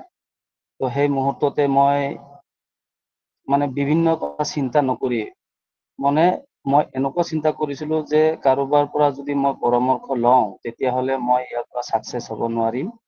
গতিকে মই নিজে সিদ্ধান্ত লৈছিলো আৰু দুই এষাৰ জাষ্ট খালি আমাৰ ৰফিক সিকদাৰ ছাৰৰ লগত খালি মই এটা আলোচনা হৈছিলো যে মই ইয়াৰ পৰা মই প্ৰডাক্টখিনি ক্ৰয় কৰিম। তেখেতে কৈছিলে ঠিক আছে আপুনি ক্ৰয় কৰক। মই তাৰ পিছতে লগে লগে মই ইয়াৰ পৰা প্ৰডাক্ট ললো। আৰু সেই মুহূৰ্তত মোৰ মাৰ চিন্তাত মই তাৰমানে এনেকুৱা এটা বিভ্ৰান্তত পৰিছিলো যে মই কোন সিদ্ধান্ত ললে, কি সিদ্ধান্ত ললে মই সঠিক ৰাস্তাটো ল'ব পাৰিম। কাৰণ ইয়াতে আমাৰ যিখিনি এলোপেথিক ট্ৰিটমেণ্ট আছে এইখিনি আজি প্ৰায় মই 17-18 বছৰ বয়সৰ পৰাই মই দেখা পাইছো মোৰ মাৰ যিটো বেমাৰ একেবাৰে ভৰিৰ পতাৰ পৰা মূৰলৈকে বিভিন্ন ধৰণৰ বেমাৰ, চুগাৰ, ডায়েবেটিছ বা হাঁপানি, তাৰপিছত আৰু বাত বিষ, বিভিন্ন ধৰণৰ বেমাৰ যিবিলাক নেকি ডক্তৰ তাতে লৈ যোৱাৰ পিছত আমি ছাকচেছ হ'ব নোৱাৰো। তো সেই মুহূৰ্ততে মই ইয়াৰ পৰা বিভিন্ন ধৰণৰ প্ৰডাক্ট মই ইয়াৰ পৰা ললো। লৈ উঠি মই আজি প্ৰায় 5 মাহ হ'ল খাই আছে বাৰু। তো এই 5 মাহত যিমানখিনি মই ইয়াতে সফলতা হৈছো আৰু যিখিনি মোৰ এই এটমিক প্ৰডাক্টত মোক যিমানখিনি টকা মই খৰচ কৰিছো, সম্পূৰ্ণ টকা মোৰ সৎ পথত মানে খৰচ কৰা বুলি মই একেবাৰে সম্পূৰ্ণ ইয়াৰ পৰা 100% মই ছাকচেছ হ'ব পাৰিছো। কাৰণ ডক্তৰ তাত গ'লে বিভিন্ন ধৰণৰ লেবৰেটৰী, তাৰপিছত মেডিচিনৰ পইচা, তাৰপিছত ইফালে ডক্তৰৰ চেম্বাৰত এক্সট্ৰাকে আকৌ ভিজিট দিব লাগে। তাৰপিছত এই বেমাৰখিনি নিৰ্মূল নহ'ব, কিছুদিন পিছত আকৌ ডক্তৰ তাত যাব লাগিব, 15 দিন 20 দিন। ঠিক তেনেকৈ আমাক বা আমাৰ পেচেণ্ট লৈ বা যিকোনো মানুহৰ তেনেকুৱা বেমাৰ হলে আমি এলোপেথিক ডক্তৰ তাত যোৱাৰ লগে লগে আমাৰ আহা যোৱা এনেকে কৰোতে কৰোতে বহুত টকা গুচি যায়। কিন্তু সেইখিনি টকা যে আমাৰ গুচি যায়, ইয়াতকৈ আমাৰ দুগুণ বেছি গুচি যায়। কিন্তু তাতে আমাৰ সমাধান নাই। আমাৰ এলোপেথিকত কোনো সমাধান নাই।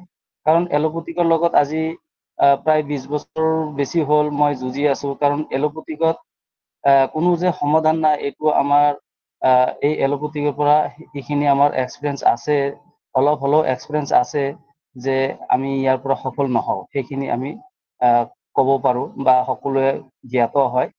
তো আজি যিখিনি ইয়াৰ প্ৰডাক্ট খিনি যে ইউজ কৰি বা ব্যৱহাৰ কৰি বা খাই যিখিনি সফলতা ইয়াৰ পৰা পাইছো, হয়তো এইখিনি বা এই ৰাস্তাটো মোক ওপৰলাই বা হয়তো কাৰোবাৰ উচিলাই হওক বা আজি এটমিৰ প্লেটফৰ্মতে আহিয়ে হওক, যিকোনো এটা মানে কাৰোবাক মানে অনুসৰণ কৰি আহি যে আজি এই প্লেটফৰ্মৰ পৰা মই যিখিনি খাদ্য প্ৰডাক্ট আমি ল'ব পাৰিছো আৰু তাৰে লগতে দুজনক সহায় কৰিব পাৰিছো, বা হয়তো কাৰোবাক আমি এই প্ৰডাক্টৰ দ্বাৰাই দুজন মানুহক আমি টুথপেষ্ট দুই এষাৰ মানে তাৰে গুণাগুণৰ বিষয়ে আলোচনাৰ মাধ্যমত টুথপেষ্ট দুই এটাকে এনেকে আমি দিব পাৰিছো। আৰু সেই মানুহেও ঠিক তেনেকে টুথপেষ্টটো লৈ আজি তেওঁলোকেও সফল হৈছে। আৰু এই টুথপেষ্টৰ বিষয়ে সদায় মানে এটা আমাৰ বা মোৰ এটা এনেকুৱা টাৰ্গেট থাকে যে টুথপেষ্টৰ বিষয়টো কিমানখিনি গুণাগুণ পাইছে বা কিমানখিনি তেওঁ লাভান্বিত হৈছে, সেইখিনি প্ৰত্যেকজনৰ পৰাই মই তেওঁলোকৰ পৰা মেছেজ লৈ থাকো আৰু তেওঁলোকে মোক জনায় আৰু তেতিয়াই মোৰ ভাল লাগে। আৰু তেওঁলোকেও ধুনীয়াকে কয় যে নাই টুথপেষ্টটো লোৱাৰ পিছত মই ইমানখিনি উপকৃত হৈছো, বা মোৰ দাঁতৰ গুৰিত তেজ বা হয়তো পুজ পৰা বা বিষ বিভিন্ন ধৰণৰ সমস্যা মই এই সমস্যাৰ পৰা মই সমাধান পাইছো। গতিকে এই প্ৰডাক্টটো বহুত গুণেই ভাল। আৰু এই টুথপেষ্ট আমাৰ কেশৱ মেমে যেনেকে অলপতে কৈ গ'ল যে আমি এই কোম্পানীৰ বিষয়ে কোনো নতুন সদস্যক আমি ইমান বহলাই আমি কোৱাৰ প্ৰয়োজন নাই। সঁচা কথা, এই কথা ক'লে মানে সঁচাকেই আমি আগবাঢ়ি যাব পাৰিম। মানে টুথপেষ্টৰ বিষয়ে বুলি নহয়, যিকোনো প্ৰডাক্টৰ বিষয়ে আমি যদি মানুহ এজনক যদি আমি এটা ID বনাই দিম বুলি ভাবি যদি তেখেতক যদি আমি আমাৰ সদস্য হিচাপে যদি আনিব বিচাৰো, তেতিয়াহ'লে তেওঁলোকে চিন্তা কৰে যে তেওঁৰ বেনিফিটৰ কাৰণেহে এইবিলাক কৰি আছে। বিভিন্ন ধৰণৰ নিগেটিভ চিন্তাবিলাক কৰি তেওঁলোকে পিছুৱাই যায়। সেইকাৰণে সেই কথাষাৰ চিন্তা নকৰি মানে এনেকুৱাকে দিওঁ, টুথপেষ্টটো কোনো গুণাগুণ যিমানখিনি গুণাগুণ আছে এই গুণাগুণৰ বিষয়ে ইমান বহলাই নকয়। আমি সাধাৰণ তেওঁ যেনেকে কৈছে যে মোৰ এটা সমস্যা হৈছে দাঁতৰ গুৰিত হয়তো দাঁতৰ মাংসপেশী বিষ, বা হয়তো পানী ধৰে, বা হয়তো গৰম পানী লাগিলে বিষত থাকিব নোৱাৰো। তেখেতে যেনেকে কব আৰু সেই তেওঁৰ যিখিনি কোৱা কথাৰ উত্তৰখিনি দি মাত্ৰ টুথপেষ্টটো দি দিব লাগে। আৰু তেওঁক দিয়াৰ লগে লগে যেতিয়া নেকি তেওঁ টুথপেষ্টটো ব্যৱহাৰ কৰিব, ব্যৱহাৰ কৰাৰ পিছত তেওঁ নিশ্চয় আকৌ এই টুথপেষ্টটো নিবলৈ বাধ্য। আৰু এনেকে বাধ্য বুলি এইটো সম্পূৰ্ণ সঁচা। আৰু এই টুথপেষ্টটো যে তেওঁ নিব লগা হ'ব, সেইখিনি কথা একেবাৰে প্ৰমাণিত। কাৰণ ঠিক তেনেকে যিমান সদস্যক মই টুথপেষ্ট দিছো, তেওঁলোকে মোৰ দোকান বিচাৰি বিচাৰিও আহিব লগা হয়। গতিকে আমাৰ যদি প্ৰডাক্ট ইমান এটা সুন্দৰ, ইমান এটা শক্তিশালী, কোনো ছাইড ইফেক্ট নোহোৱাকৈ আমাৰ নিজৰ শৰীৰৰ যিখিনি অংগ প্ৰত্যংগৰ খুঁত বা যিখিনি আমাৰ সমস্যা সমাধান কৰিব পাৰে, গতিকে ইমানখিনি এটা ক্ষমতা বা এটা আমাৰ প্ৰডাক্ট, ইয়াৰে যিমানখিনি আমাৰ প্ৰডাক্ট আছে গোটেই প্ৰডাক্টখিনি আমাৰ ক্ষমতাবান বুলি কওঁ। গতিকে এই প্ৰডাক্টটো আমি এবাৰ এজন মানুহক দিবলৈ হলে আমি তেওঁ নিবলৈ যদি বাধ্য, তেতিয়াহলে আমিও এটা সময়ত এনেকে আমি ক্ৰমান্বয়ে অলপ অলপ কৰি হলেও আমি দুই এটা প্ৰডাক্ট দি আমি এটা সময়ত যে আমি নিজেও চাকচেছ হ'ব পাৰিম। গতিকে সেইখিনি আমাৰ সকলোৰে বিশ্বাস আছে। আৰু এনেকে মোৰ মাৰ বিষয়ে যিয়ে নহওক, মই যিমানখিনি চমুকৈ কলো, মোৰ মা এতিয়া অতি সুখী। তেখেতৰ কোনো এতিয়া বেমাৰ আজাৰ নাই। বৰ্তমান তেখেতক মই, অৰ্থাৎ মোৰ মাক মই এতিয়া প্ৰেছাৰৰ টেবলেট বা চুগাৰৰ মই গ্লাইকমেট GP2 আৰু টেলমা 40 মোৰ এইবিলাক বাকচে মই ল'ব লগা হৈছিলে। আৰু সেইখিনি মই 2 টাইমছ কৰি এনেকে ৰেগুলাৰ খুৱাব লগা হৈছিলে। আজিৰ ডেটত মই ইমান খিনি ময়ো সুখী যে এটা টেবলেটো মই কিনি খুৱাব লগা হোৱা নাই। মোৰ ফাদাৰৰো বেমাৰ, তাৰ পিছতে মোৰ ফাদাৰক কলো যে ফাদাৰক কোৱাৰ লগে লগে ফাদাৰে বিশ্বাস নকৰা হ'ল। আজি মোৰ ফাদাৰে আজি বিশ্বাসত তেওঁ এতিয়া প্ৰডাক্ট খাব পৰা হৈ আছে। আজি প্ৰায় এমাহ পাৰ হৈ গ'ল, কিন্তু প্ৰডাক্ট খিনি খায়ে আছে।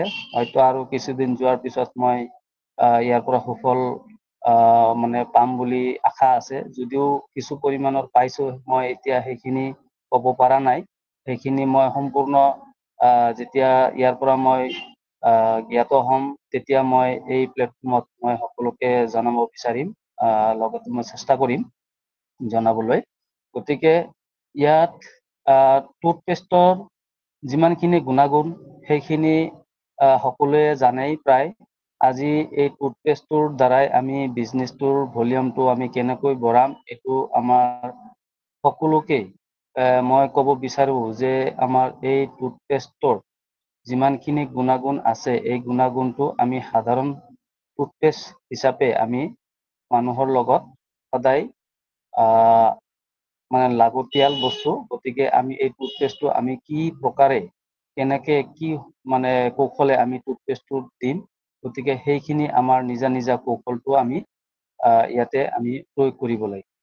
তেতিয়াহে আমি এই টুথপেষ্টটোৰ দ্বাৰাই আজি হয়তো টুথপেষ্টটো দিলো, হয়তো তেওঁ দুদিন পিছত আকৌ আৰু এটা টুথপেষ্টটো ল'ব, তাৰ পিছতে তেওঁ আৰু বিভিন্ন ধৰণৰ সমস্যা থাকিব। তেওঁৰ সমস্যা যেতিয়া সমস্যা থাকিব, তেতিয়া এই টুথপেষ্টটোৰ পৰা বিশ্বাস হোৱাৰ পিছত তেওঁ আকৌ নিশ্চয় আমাৰ ইয়াতে নিশ্চয় এটা নহয় এটা প্ৰডাক্ট তেওঁ বিচাৰিম বুলি এটা আশা কৰিব।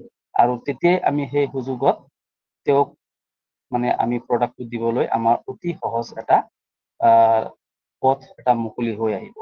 গতিকে সময়ো কম আৰু আমাৰ আপলাইন সকল আছে, সদস্যবৃন্দসকল আছে, গতিকে সকলোৱে দুই এষাৰ মন্তব্য দাঙি ধৰিব বুলি মই আশা ৰাখিছো আৰু মই মোৰ বক্তব্য এইখিনিতে মই সামৰিছো আৰু মোৰ মাইক্ৰফোনটো মই কেশৱ মেমলৈকে মই হেণ্ড অভাৰ কৰিছো। Welcome Keshav ma'am.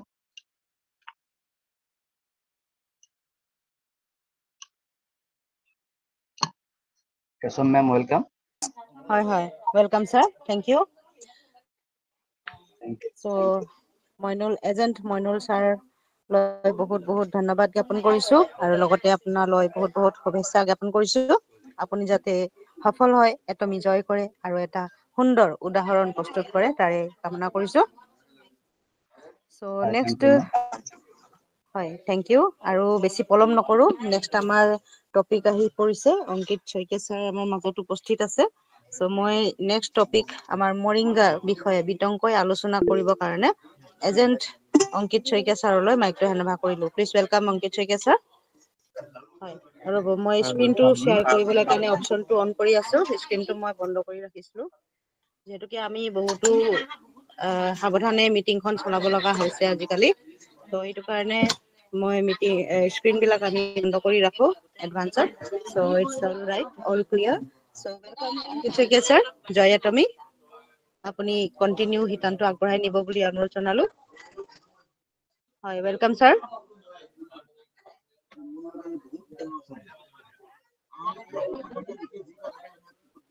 সকলো সদস্যক মোৰ ফালৰ পৰা স্ক্ৰীনটো শ্বেয়াৰ হোৱা নাই। হৈছে, কণ্টিনিউ কৰিব। হয়। মোৰ নাম হ'ল অংকিত শইকীয়া, মই শদিয়া চপাখৰ পৰা বিলংছ কৰোঁ। আজি জুন 1 তাৰিখ, আজি চানডে হৈছে। আজিৰ মিটিং ছেশ্যনত আমি মৰিংগাৰ বিষয়ে অলপমান কিছুমান কথা জানো আহক। তাৰপিছতে মৰিংগা কেতিয়া লঞ্চ হৈছিলে এটমিক, ইণ্ডিয়া এটমিক কেতিয়া লঞ্চ হৈছিলে? এইটো আমাৰ হৈছিলে 28 মাৰ্চ 2025ত লঞ্চ হৈছিলে। আজিৰ ডেট মিলাই কিনে 65 ডেজ হৈছে, মানে 2 মাহ আৰু 4 দিন ধৰি লওক আপুনি। তো এই 2 মাহ আৰু 4 দিনৰ ভিতৰতে বহুতে ইউজ কৰি কিনে কিবা ৰিজাল্ট পাইছে, কেনেকা লাগিছে, চবে এইটো নিজৰ নিজৰ এক্সপিৰিয়েঞ্চটো দিব পাৰিব পাছতে। এতিয়া কথা হ'ল কি, এটমি মৰিংগাৰ ভিতৰত কি আছে বা মৰিংগাত মানে কি গুণাগুণ আছে ইয়াৰ এইটো গছৰ আমি চবে জানো যে পাতৰ পৰা শিপা আৰু ডাল চব বস্তুৱে ইয়াৰ কাম দিয়ে। আগত যেতিয়া আমাৰ আগৰ জমানাত মানে সিহঁতি কি কৰিছিলে, এইকেইটা বস্তু চব ইউজ কৰি কিনে দৱাই বনাইছিলে।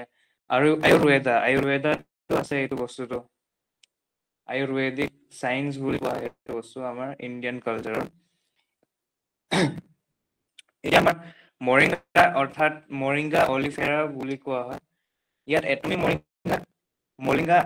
মৰিংগা অলিফেৰাৰ লিফ এক্সট্ৰেক্ট, ইয়ানি কি পাতৰ পৰা এক্সট্ৰেক্ট কৰা গুণাগুণ বেছি দিব এইটো মৰিংগাত। তাৰপিছতে লগতে আমি এইটো বস্তু কি আৰু চাবলৈ বিচাৰোঁ, ইয়াক কমনলি কোৱা যে মিৰেকল ট্ৰী অৰ্থাৎ ট্ৰী অফ লাইফ।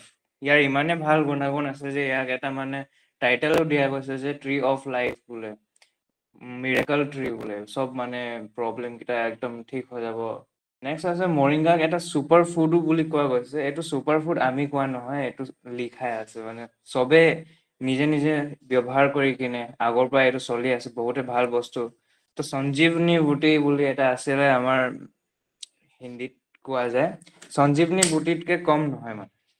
এইটো ইমানে মিৰেকল প্ৰভাইড কৰে, চব শৰীৰৰ যিমান প্ৰব্লেমছ আছে চবকে এড্ৰেছ কৰিব পাৰিব। কিবা প্ৰব্লেম থাকি পেলাই আপোনাৰ এখন ইউজ কৰিলে যদি, তেতিয়া আপোনাৰ যিমানো ৰোগ ভুগি আছে বা বেমাৰ বজাৰ হৈ আছে চব ভাল পাই যাব আপুনি। ইয়াৰ কিছুমান ফিচাৰ্ছ আছে এইটো গছৰ, মৰিংগা যে অলিফেৰা, ইয়াৰ গছৰ কিছুমান ফিচাৰ্ছ আছে, যেনেকা ড্ৰাউট টলাৰেণ্ট প্লান্ট, মানে কিছুমান জেগা থাকে যে আপোনাৰ বেছি পানী নাই তাত, সেনেকা জেগাতো এইটো ভালকে ফুল ফুলিব পাৰিব, বেছি পানীৰ প্ৰয়োজন নাই ইয়াত। নেক্সট হৈ গ'ল আপোনাৰ valued for centuries in traditional medicine, ইয়ানি কি মই সেইটো ক'লো যে বহুত আগৰ দিনৰ পৰা এইটো বস্তুটো চলি আছে।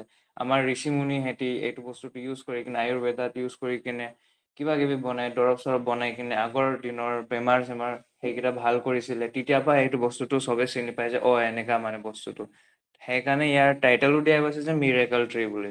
অধিক চমৎকাৰী এটা বস্তু হয়। তাৰপিছত হৈছে আমাৰ এইটো গছৰ মৰিংগা গছৰ পাতৰ পৰা লৈ কিনে ডালৰ পৰা লৈ কিনে গছৰ গুৰিলৈকে ফুলৰ পৰা ইয়াৰ গুটি চবৰ মানে ইউনিক এটা বেনিফিট আছে। চবৰ বেলেগ বেলেগ কাম, বেলেগ বেলেগ প্ৰয়োজন আছে। কিবা আপোনাৰ ভাবি লওক আৰ্থ্ৰাইটিছ হৈ গ'ল, কিবা হৈ গ'ল, তো আপুনি কি কনজিউম কৰিব? মৰিংগা কনজিউম কৰিব। কিন্তু কোনটো পাৰ্ট? ইয়াৰ যিকোনো পাৰ্টত আপুনি লৈ লওক, যিকোনো পাৰ্ট হৈ গ'ল, চবতে কিবা নে কিবা গুণাগুণ থাকিবই। মানে ৱেষ্টেজ নাই আৰু ক'তো। গুৰিৰ পৰা শিপা পৰা ফুললৈকে আপোনাৰ ৱেষ্ট নাই আৰু। তাৰপৰা আমি নেক্সট চাব বিচাৰিছোঁ ইয়াৰ নিউট্ৰিচনেল কম্পজিশ্যনছ।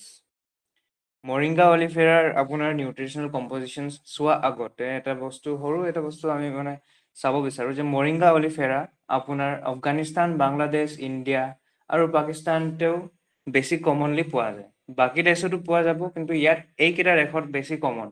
ইয়াত আপুনি মোৰ ঘৰৰ ওচৰতো এটা আছে, মৰিংগা গছ লাগি আছে।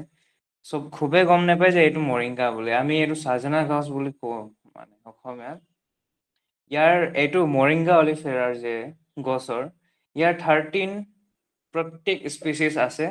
এখন স্পিচিছ পৰিয়ালত পৰে মানে মৰিংগা বুলি, মৰিংগা পৰিয়ালত পৰে। 13টা এনেকা ছেম আপোনাৰ ট্ৰপিকেল প্লান্ট হয় এইটো বস্তুটো। তো চাব ট্ৰপিক আৰু ট্ৰপিকেল ৰিজনছত এইকেইটা পোৱা যাব আপোনাৰ, যেনেকে ইণ্ডিয়া, বাংলাদেশ, আফগানিস্তান, পাকিস্তান, এইকেইটা মানে ইষ্ট এছিয়ান টাইপ। তাৰপিছতে এই গছৰ জাতিৰ কাৰণে আপোনাৰ বহুত প্ৰয়োজন। এইটো হৈ গ'ল আপোনাৰ এতিয়া নিউট্ৰিচনেল কম্পজিশ্যনছত আহোঁ এতিয়া। হাই লেভেলছত বিটা কেৰটিন দেখা পায় আপুনি ইয়াত। মানে মৰিংগা অলিফেৰাত আপোনাৰ অৰ্থাৎকৈ বিটা কেৰটিন কম্পাউণ্ডটো পোৱা যাব। বিটা কেৰটিনৰ কাম কি আছে? এতিয়া বিটা কেৰটিন যে হয় আপোনাৰ শৰীৰত দৃষ্টিশক্তি আৰু ইমিউনিটি ভাল কৰি ৰাখে। আপোনাৰ হেল্থটো মেইনটেইন হৈ যাব সেনেকে। আৰু যদি কাৰোবাৰ চকু ভাল দেখি নাপায় বা আইচ উইক আছে, চশমা পিন্ধিবলগীয়া হয় বা কেতিয়াবা ড্ৰাউজিনেছ ফিল হয়, তো সেনেকা পেচেণ্ট হ'লে যদি তেতিয়া মৰিংগাটো কনজিউম কৰিলে আপোনাৰ কি হ'ব?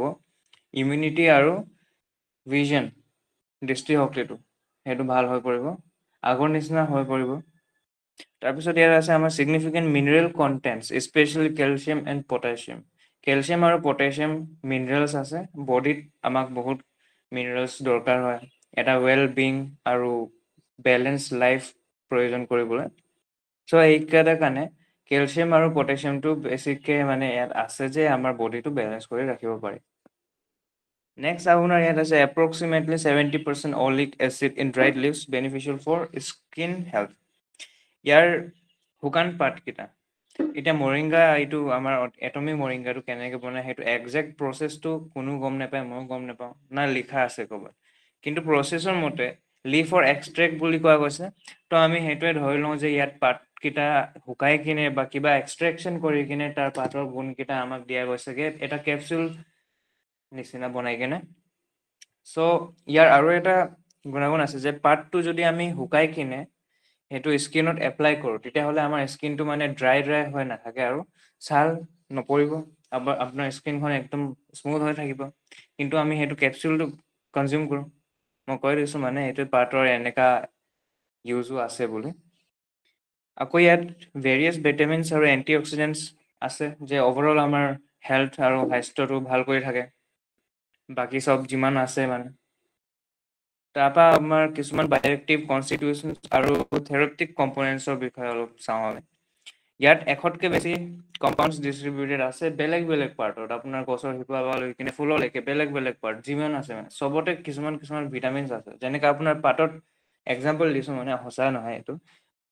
পাতত আপোনাৰ যেনেকৈ কেলছিয়াম আৰু পটাছিয়াম বেছি হাই ৰিচত আছে। তাৰপিছত ডালত যদি আপুনি চাই, ডালতে আপুনি বেলেগ কিবা এটা পাব যে আমাৰ কাৰণে লাভ, পাতত বেলেগ এটা বস্তু যে আমাৰ কাৰণে লাভ, সেনেকা বস্তু।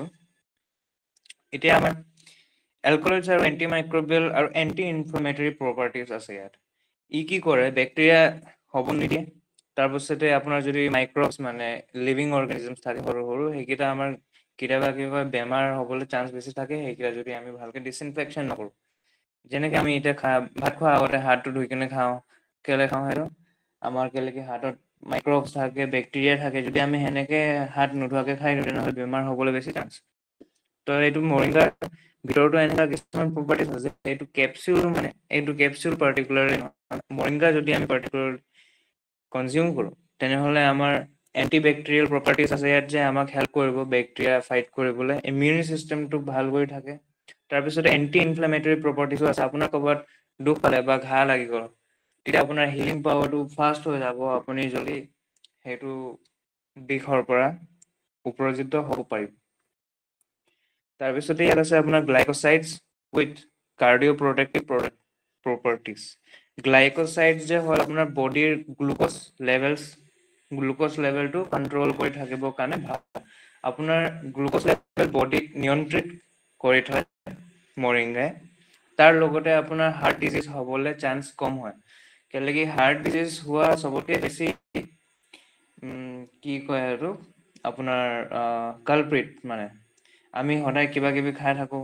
ইভেন চামোচা কচৰি কিবা কিবি খাই থাকোঁতো সেইকেইটাত হাই কলেষ্ট্ৰল লেভেল থাকে কলেষ্ট্ৰল যদি বডিত বাঢ়ি যায় তেনেহ'লে আপোনাৰ ডায়েবেটিছ হ'ব কিবা কিবি আৰু হৈ থাকিব আৰু চবতকৈ বেছি এফেক্ট আপোনাৰ ক'ত পৰে হাৰ্টত পৰেগৈ হাৰ্টত যদি গ্লুক'জ লেভেল মানে বডিত আৰু গ্লুক'জ লেভেল আৰু কলেষ্ট্ৰল লেভেল যিকেইটা মেইন এইকেইটা বেলেঞ্চ নাথাকে তেনেহ'লে হাৰ্ট প্ৰব্লেমটো থাকিবই নিশ্চয় তো সেই হাৰ্ট প্ৰব্লেমৰ পৰা আপুনি ৰেহাই পাব যদি আপুনি এইটো মৰিংগা ইউজ কৰে আপোনাৰ কলেষ্ট্ৰল গ্লুক'জ মেইনটেইন কৰি থাকিব হাৰ্ট প্ৰটেক্টিভ কৰি থাকিব এটা চিল্ড ধৰি লওক আপোনাৰ তাৰপিছতে ইয়াত আছে ফ্লেভনইডছ যে সেই ফাংচন কৰে আপোনাৰ পাৱাৰফুল এণ্টি অক্সিডেণ্ট নিচিনা বডিতে বহুত অক্সাইড আছে আমাৰ ভিতৰতে এবাৰ আমি কথা পাতিছিলোঁ যে কেনেকৈ আমি স্পিৰুলিনা কনজিউম কৰিলে আমাৰ বডিত যিমান মেটেলছ হৈ থাকে যেনেকৈ হৈ গ'ল আপোনাৰ এলুমিনিয়াম অক্সাইড বা কিবা কিবি সেই মেটেলছকেইটা অক্সিডেশ্যনৰ ইউজ কৰি কিনে আমাৰ বডিৰ পৰা পিউৰিফিকেশ্যন কৰি দিয়ে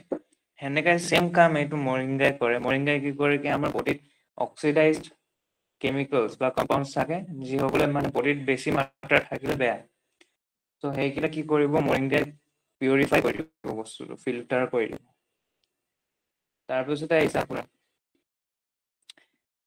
এন্থ্ৰেকনছ with potential laxative and anti microbial effects এইটো এন্থাকিউনছ বুলি এটা বস্তু আছে কম্পাউণ্ড হয় যাত পটেনচিয়েল আছে লেক্সেটিভ আৰু এণ্টি মাইক্ৰবিয়েল ইফেক্ট শ্ব' কৰিবলৈ এণ্টি মাইক্ৰবিয়েল ইফেক্ট মানে সৰু সৰু যে বেক্টেৰিয়া প্ৰজাণু এইকেইটাক অলপ কণ্ট্ৰলত থ'ব লেক্সেটেটিভ প্ৰপাৰ্টিজটো আপোনাৰ মেইনটেইন কৰি থ'ব যেনেকৈ আপোনাৰ চুৱেটিং হৈ গ'ল বা আপোনাৰ বডিৰ পৰা কিবা এটা ফ্লুইড মানে যে ৰিলিজ হয় আপুনি যেতিয়া এক্সাৰচাইজ কৰি কিবা কৰে সেইকেইটা কণ্ট্ৰলত হ'ব essential vitamins that support metabolic functions আৰু ইয়াত অনেক গুণাগুণ অনেক প্ৰজেক্ট ভিটামিনছ আছে যিসকলে আপোনাৰ অভাৰঅল মেটাবলিজিমক হেল্প কৰে বডিত মেটাবলিজিম ভাল হৈ থাকিব আপোনাৰ তেতিয়া হাৰ্টটো ভাল হৈ থাকিব এতিয়া এনেকুৱা নহয় যে আপোনাৰ বডিত কেতিয়া এটা পাৰ্টিকুলাৰ ভিটামিন আপুনি অকল ভাবি কিনে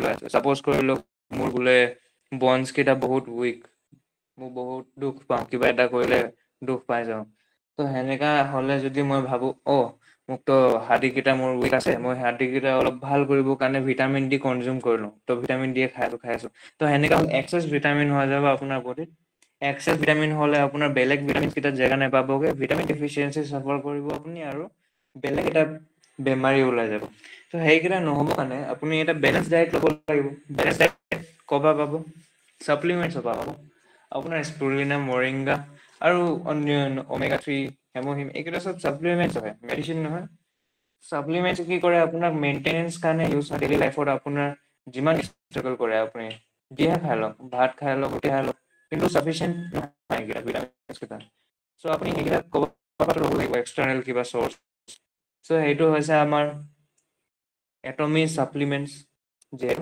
মৰিংগা যে নতুন লঞ্চ হৈছে ইয়াৰ ভিতৰতে ইমান ভাল ভাল বস্তু আছে হ'ব কেলে মৰিংগাটো মিৰেকল ট্ৰি এতিয়া তাৰপিছতে লাষ্ট আমি এইটো পইণ্টটো চাই গৈছোঁ যে terpenes with anti inflammatory and anti analgesic effects ইয়াৰ ভিতৰত আৰু এটা কম্পাউণ্ড আপুনি দেখা পায় টেৰপিনছ বুলি ইয়াৰ টেৰপিনছ ভিতৰতো আপোনাৰ এণ্টি ইনফ্লেমেটৰী প্ৰপাৰ্টি আৰু এণ্টি চেলজেনিক ইফেক্ট পাব যিসকলে আমাৰ বডিতে এণ্টি ইনফ্লেমেটৰী প্ৰপাৰ্টি মানে সেই বস্তুকেইটা ঘাঁ লাগি গ'ল যদি সেইটো জল্দি ভাল হৈ যাব আপোনাৰ বেছি আপোনাৰ এফেক্ট কৰি নাপায় ফুলি নাযায় বস্তুটো ৰঙা ৰঙা হৈ নাযাব সেই বস্তুটো সেইকেইটা ইফেক্টটো আমি মৰিংগাৰ পৰা পাম।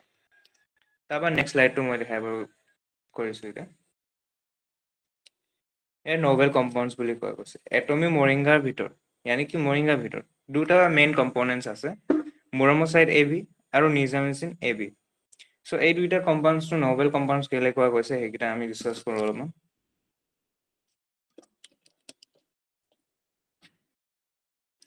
আপোনাৰ নিয়ামজিন AB আৰু মুৰামোচাইড AB, ইয়াৰ কাম হৈছে যে বডিৰ যিমান এণ্টি অক্সিডেণ্ট গুণ, কাৰ্ডিঅ'ভাস্কুলাৰ লাভ, তাৰপিছত হৈ গ'ল আপোনাৰ লিভাৰৰ সুৰক্ষা, তাৰপৰা জাতীয় ৰোগীয় জনশক্তি যিটো লাভ ল'ব পাৰিব আপুনি। চ' সেইকেইটা প্ৰভাইড কৰিব কোনে? মৰিংগাৰ ভিতৰত থকা এই দুইটা নভেল কম্পাউণ্ডছ। এই দুইটা নভেল কম্পাউণ্ডছ আপোনাৰ এনেকা টাইপৰ হৈ গ'ল যেনেকা হেমহিম এটমিৰ ভিতৰত। চ' এইটোৱে ভাবি লওক আপুনি, যেনেকা এটমিৰ মেইন পেৰেণ্ট প্ৰডাক্ট হ'ল হেমহিম, সেইটো আমি কওঁ যে মেইন প্ৰডাক্ট একদম এ লেভেলৰ। চ' সেইটো হৈ গ'ল হেমহিম। চ' সেনেকা টাইপৰ আপোনাৰ এতিয়া মৰিংগাৰ ভিতৰত দুটা মেইন আইটেম বুলি ভাবি লওক আপুনি। ত' সেই দুইটা আইটেম হৈছে মুৰামোচাইড AB আৰু নিজামিচিন AB। চ' ইয়াৰ কিছুমান পইণ্টছো লিখা আছে ইয়াতে। ৰিমাৰ্কেবল এণ্টি অক্সিডেণ্ট হয়, anti cancer, anti hyper sensitive and hepta protective properties আছে। এইকেইটা চব মই বুজাই দিছোঁ কি কি টাৰ্মছ হয় এইকেইটা। তাৰপৰা ইয়াত চাব আপুনি, ইয়াৰ এতিয়া আপোনাৰ এণ্টি অক্সিডেণ্ট কোৱা গৈছে। এণ্টি অক্সিডেণ্ট গুণ মৰিংগাত অনেক ধৰণৰ কম্পাউণ্ডছ আছে যিটোৱে ফ্ৰী ৰেডিকেলছবোৰ নিউট্ৰেলাইজ কৰে আৰু অক্সিডেটিভ ষ্ট্ৰেছ কমায়। পথাত থকা আপোনাৰ কেমফ্ৰল আৰু বীজত থকা মাইচিৰিটিন বুলি বায়' এক্টিভ কম্পনেণ্ট বেছি ইফেক্টিভ এণ্টি অক্সিডেণ্ট বুলি প্ৰক্ষেত্ৰৰ পৰা পোৱা আছে। এইকেইটা আপোনাৰ এণ্টি অক্সিডেণ্ট প্ৰপাৰ্টিজ আছে। তাৰপৰা এণ্টি কেঞ্চাৰ আপোনাৰ বডিত টিউমাৰ চেলছ সদায় থাকে, চবৰ ভিতৰতে এটা কেঞ্চাৰ চেল থাকে। কেঞ্চাৰ চেল ডেড চেল হৈ গ'ল আপোনাৰ। যেনেকে আপোনাৰ যেনেকা কপালত চুলি আছে, মাথাত চুলি আছে, সেই চুলিকেইটা কি হয় ডেড চেলছ পৰা বনে। আপোনাৰ নখকেইটাও ডেড চেলছৰ পৰা বনে। চ' বডিত চবৰে ডেড চেল আছে এতিয়া। কিন্তু যদি আপোনাৰ ডেড চেল কেইটা ইণ্টাৰনেল অৰ্গেনছত থাকি যায়, ত' সেইকেইটাক আমি টিউমাৰ চেল বুলি কওঁ। আৰু কেঞ্চাৰ বনিব হ'লে সেইকেইটা টিউমাৰ চেলক চেঞ্জ কৰিব লাগিব। টিউমাৰ চেল যদি একেটা জেগাত থাকে তেনেহ'লে একো প্ৰব্লেম নাই, কিন্তু যদি সেই টিউমাৰ চেলটো মুভমেণ্ট কৰে তেতিয়া সেই কেঞ্চাৰৰ ৰূপটো লৈ লয়। চ' এইটোৰ পৰা প্ৰপাৰলি আমাক প্ৰটেকশ্যন দিব কোনে? এইটো মুৰামোচাইড AB আৰু নিয়ামজিন AB মিলি কিনে এইকেইটা প্ৰপাৰ্টিজ প্ৰভাইড কৰিব। আৰু এণ্টি হাইপাৰ চেঞ্চিটিভিটি, এটা হাইপাৰ চেনচেশ্যন আছে আপোনাৰ কিছুমান পেচেণ্ট, যেনেকা আপোনাৰ মৰিংগাৰ ACE ইনহিবিটৰ কম্পাউণ্ড। এইটো আপোনাৰ কি কৰিব? হাইপাৰ টেনশ্যনৰ পৰা প্ৰটেকশ্যন দিব। সেইকাৰণে ইয়াত এণ্টি হাইপাৰ চেনচিটিভ প্ৰপাৰ্টিজ বুলি দেখুওৱা গৈছে ইয়াতে। তাৰপৰা আপোনাৰ ইয়াত hepta protective property, hepta protective মতলব আপোনাৰ লিভাৰৰ প্ৰটেকশ্যন, লিভাৰ প্ৰটেক্ট কৰি থয়। হেপ্টা প্ৰটেক্টিভ প্ৰপাৰ্টিজ আছে মৰিংগাৰ ভিতৰতে, আপোনাৰ লিভাৰটো প্ৰটেকশ্যন কৰি থ'ব। বি কলেষ্ট্ৰল, তাৰপিছতে আপোনাৰ এনজাইম ইনহিবিশ্যন কণ্ট্ৰল কৰিব। চ' এইকেইটা হৈ গ'ল নিয়ামজিন আৰু মুৰামোচাইডৰ গুণাগুণ। আৰু এটা বস্তু বি চাইলেষ্ট্ৰলো আছে ইয়াৰ লগতে, যি অলপ ছিগনিফিকেণ্ট এমাউণ্টত এনজাইম ইনহিবিশ্যন কণ্ট্ৰল কৰে, আপোনাৰ ব্লাড প্ৰেছাৰ ৰেগুলেশ্যন কাৰণে হেল্প কৰে। আপোনাৰ বডিত ব্লাড প্ৰেছাৰ লেভেলছকেইটা মিনিমাম যি এভাৰেজ লাগে আমাক এমাউণ্টটো, সেইটো কণ্ট্ৰল কৰি থ'ব। তাৰপৰা নেক্সট আছোঁ আমি হেল্থ বেনিফিটছ ক'ত পোৱা যায়, কি পোৱা যায়। হেল্থ বেনিফিটছ আমি চাইছোঁ যে hepta protective activity liver protection, তাৰপিছতে কাৰ্ডিঅ'ভাস্কুলাৰ বেনিফিটছ পাব আপুনি, হাৰ্টৰ বুকুৰ ৰোগী পেচেণ্টৰ কাৰণে ভাল, যাৰ হাৰ্ট উইক আছে বা হাৰ্টৰ কিবা প্ৰব্লেম আছে, ডায়েবেটিছ না কিবা। এণ্টি অক্সিডেণ্ট প্ৰপাৰ্টিজ আছে। এণ্টি অক্সিডেণ্ট আপোনাৰ face, skin, blood levels control কৰি থ'ব। এণ্টি ইনফ্লেমেটৰী আছে, আপোনাৰ ইমিউনিটিৰ কাৰণে ভাল। তাৰপৰা diabetic properties and kidney health, আপোনাৰ যে ডায়েবেটিক ডাইজেশ্যন আৰু কিডনী, এই দুইটা হৈ গ'লে আমাৰ মেইন বস্তু। যদি আমাৰ কিডনীটো অলপ প্ৰব্লেম হৈ আছে তেনেহ'লে আপুনি ভালকৈ বস্তুটো ডাইজেশ্যন নহ'ব, আপোনাৰ নহ'ব। আপোনাৰ ব্লাডত ইম্পিউৰিটিজ থাকিবগৈ, বডিত ইম্পিউৰিটিজ থাকিবগৈ, তেতিয়া আপুনি এনাৰ্জেটিক ফিল নকৰিব, ফিল কৰিব, সেইকেইটা হয়। তাৰপৰা আপোনাৰ ডাইজেশ্যনো যদি ভাল নহয়, গেষ্ট্ৰিক হৈ থাকে সদায়, তেতিয়াহ'লে আপুনি ক'ৰবাত যাবলৈ মন নকৰে, কিবা কৰিবলৈ মন নকৰে, বেমাৰ লাগি থাকিব, সেইকেইটা হ'ল বস্তু। তাৰপৰা নেক্সট আমি চাইছোঁ ইয়াৰ পেচেণ্ট কোনে কেনেকুৱা পেচেণ্টছে মানে বেছি লাভ কৰিব পাৰে এটমি মৰিংগা ইউজ কৰি কিনে বা মৰিংগা ইউজ কৰি কিনে। তো ইয়াত দেখা গৈছে অলপমান পইণ্ট দিছোঁ মই, আৰু পেচেণ্ট হ'ব পাৰে, কিন্তু ইয়াতে কিছুমান পইণ্ট দিছোঁ যে বেছি দীঘলীয়া নকৰোঁ, অলপ শ্বৰ্ট থওঁ। So' individuals with oxidative stress related conditions, মানে যিসকলো পেচেণ্টছে সিহঁতৰ মানে ব্লাড লেভেলত বা বডিৰ ভিতৰত বেছি অক্সিডাইজেশ্যন হৈ গৈছে, মানে মেটেলছ আৰু কিবা কিবি বেছি ইম্পিউৰিটিজ হৈ গৈছে, তো সিহঁতি এইটো মৰিংগা ইউজ কৰিলে সিহঁতৰ বডিটো ফিল্টাৰিং হৈ যাব আৰু সিহঁতি ভাল হৈ যাবগৈ ইয়াৰ পৰা। তাৰপৰা হাইপাৰটেনচিভ পেচেণ্ট আছে, হাইপাৰটেনচিভ পেচেণ্টছেও ভাল পায় ইয়াত, যিসকলৰ বেছিকৈ বডিত ইম্পিউৰিটিজ হৈ গ'ল, হাইপাৰ টেনশ্যন হৈ গৈছে, তো মৰিংগাৰ ভিতৰত যি ACE ইনহিবিটৰ থাকে, সেইটো কম্পাউণ্ডটো আপোনাৰ ৰক্ষতা কৰিবলৈ সহায় কৰিব। তাৰপিছতে পেচেণ্ট উইথ ইনফ্লেমেটৰী ডিছঅৰ্ডাৰ, কিছুমান পেচেণ্ট থাকে যিহঁতৰ কিবা দুখ পালে, কটা চিঙা হ'লে সিহঁতৰ বহুত দিনলৈকে ভাল নহয়। চ' সিহঁতৰ কি প্ৰব্লেম হৈ আছে তাত, সিহঁতৰ ইনফ্লেমেটৰী প্ৰপাৰ্টিটো ভাল নাই, মানে ডিছঅৰ্ডাৰ বুলি কোৱা গৈছে। ডিছঅৰ্ডাৰ আপোনাৰ বেমাৰী নিচিনা ধৰি লওক, আপোনাৰ এইটো বেমাৰটো ভাল কৰি দিব আপোনাৰ তুমি মৰিংগা ইউজ কৰিলে। তাৰপৰা ইণ্ডিভিজুৱেলছ উইথ নিউট্ৰিচনেল ডিফিচিয়েঞ্চিছ, যাৰ মানে বডিত ডিফিচিয়েঞ্চি আছে, বডিত ডিফিচিয়েঞ্চি হ'লে বহুত কিছুমান আপোনাৰ চিমটমছ পাব। যেনেকৈ মোৰ এটা লগৰ আছিলে, তাৰ বডিত আইৰণ ডিফিচিয়েঞ্চি আছিলে, তো ডক্টৰে তাক বহুত দৰৱ দিলে, তাৰ বিল উঠি গ'ল কিমান হাজাৰ, তাৰপৰা কিবা কিবি হৈছে। আৰু তাৰ চিমটমছটো আছিলে যে তাৰ হাতৰ নখকেইটা মানে বেকা বেকা হৈ গৈছে, ক'লা হৈ গৈছে, আৰু দেখিবলৈ বহুত মানে বেয়া। চ' সেনেকা হৈ গ'ল। চ' এনেকা পেচেণ্ট হ'লে যদি আপুনি মৰিংগা ইউজ কৰে, তেনেহ'লে আপোনাৰ বডিত নিউট্ৰিচনেল ভেলুছকেইটা ভাল হৈ থাকিব, নিউট্ৰিচনেল ডিফিচিয়েঞ্চিটো নহ'বগৈ আপোনাৰ। তাৰপিছত ছেকেণ্ড, আমি কেঞ্চাৰ পেচেণ্টকো দিব পাৰোঁ এইটো মৰিংগা। যদি কেঞ্চাৰ পেচেণ্ট সিহঁতি মৰিংগা কনজিউম কৰে, তেনেহ'লে সিহঁতৰ যে কেঞ্চাৰটো বাঢ়ি নাযাব, আনকি আৰু যদি ফাৰ্ষ্ট ষ্টেজ ছেকেণ্ড ষ্টেজত আছে, তেতিয়া আৰু কমটি হ'বলৈ চান্স আছে যদি সিহঁতি ভালকৈ কনজিউম কৰে। তাৰপৰা ডায়েবেটিক পেচেণ্টছকো ইয়াৰ পৰা লাভ পোৱা যায়। যাৰ ডায়েবেটিছ হৈ আছে সিহঁতিও ইয়াৰ পৰা লাভ পাৰিব, সিহঁতৰ বডিত গ্লুক'জ লেভেল কণ্ট্ৰলত আহি যাব যদি মৰিংগা ভালকৈ কনজিউম কৰা যায় ডেইলি বেচিছত। তাৰপৰা এতিয়া আমি মৰিংগাটো চালোঁ, আমি মৰিংগা কনজিউম কৰি আছোঁ এজ এ টেবলেট, পাউডাৰ আছে বস্তুটো, তো আমি টেবলেটৰ নিচিনা ইয়াত কনজিউম কৰি আছোঁ। কিন্তু মৰিংগা যে প্লান্ট, মই সেইটো বিষয়ে কৈ আছোঁ। এতিয়া মৰিংগাক আমি কেনেকৈ ইউজ কৰিব পাৰোঁ। এতিয়া টাইপছ আছে, oral suspension for hepato protection, আমি এইটো সেৱন কৰিব পাৰোঁ। আমি কিবা লিকুইড নিচিনা বা পাউডাৰ টেবলেট নিচিনা যদি সেইটো খাওঁ, তেতিয়াহ'লে আমাৰ লিভাৰৰ কাৰণে ভাল, সেইটো পেটত ডাইজেষ্ট হৈ কিনে লিভাৰক হেল্প কৰিব, ভাল হ'ব। তাৰপৰা এণ্টি ইনফ্লেমেটৰী ক্ৰীম এণ্ড অইণ্টমেণ্ট, কাটা চিঙা হৈ গ'লে যদি মৰিংগাৰ পেষ্ট বা মৰিংগাক অলপমান কুটি কিনে, পাতকেইটা বা সেই ছালকেইটা কুটি কিনে যদি আমি স্কিনত কাটা চিঙা হৈছে তাত লগাই দিম, তেতিয়াহ'লে জল্দি ভাল হৈ যায়। তাৰপিছত টেবলেটছ ফৰ এনিমিয়া বুলি এটা বেমাৰী আছে, যাত আপোনাৰ ব্লাড ডিফিচিয়েঞ্চি হৈ যায়, আপোনাৰ বডিত ব্লাড কম হৈ যায়, আপোনাৰ চিকল চেল ডিজিজ হয় এইটো।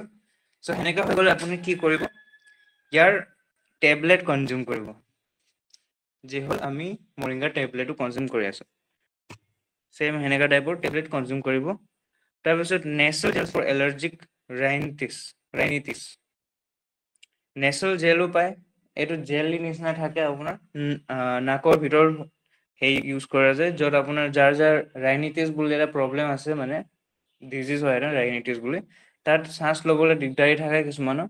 চ' সেনেকা প্ৰব্লেম হ'লে যদি আমি এইটো ইউজ কৰি কিনে নাকত জেলিটো লগাই লওঁ, তেনেহ'লে এলাৰ্জি যোনে পেচেণ্টে আছে সিহঁতৰ মানে এলাৰ্জিটো নহ'বগৈ আৰু ভাল হ'ব পাৰিব লাহে লাহেকৈ। তাৰপৰা ফিল্ম ড্ৰেছিংছ ফৰ wound হিলিং, আপোনাৰ যদি ক'ৰবাত ডাঙৰ বা সৰু যিমানে হওক দুখ পাইছিলে, সেইটো বহুত বেয়াকে দুখ পালেগে আপুনি, তো তাত আপুনি বেণ্ডেজ লগাই দিয়ে বা ক্ৰেপ বেণ্ডেজ বান্ধি দিয়ে। চ' ক্ৰেপ বেণ্ডেজ বান্ধাৰ আগতে যদি আপুনি কি কৰে, ফিল্ম ড্ৰেছিং ইউজ কৰে মৰিংগাৰ ইয়াত নাপায়, ইণ্ডিয়াত নাই চাগে, মইতো শুনা নাই আজিলৈকে, কিন্তু বাহিৰত আছে। মৰিংগা ইউজ কৰি কিনে সিহঁতি বেণ্ডেজ আৰু ক্ৰেপ বেণ্ডেজো বনায়গে। তাৰপৰা কটা চিঙা বেণ্ডেজ কৰাৰ আগতে সিহঁতি কি কৰে, সেইটো এটা কাগজৰ নিচিনা পায়, পট্টিৰ নিচিনা, তো সেইটো সিহঁতি লগাই দিব, তাৰ ওপৰতে বেণ্ডেজ কৰি দিব, সেনেকৈ সিহঁতি ভাল হৈ যাব।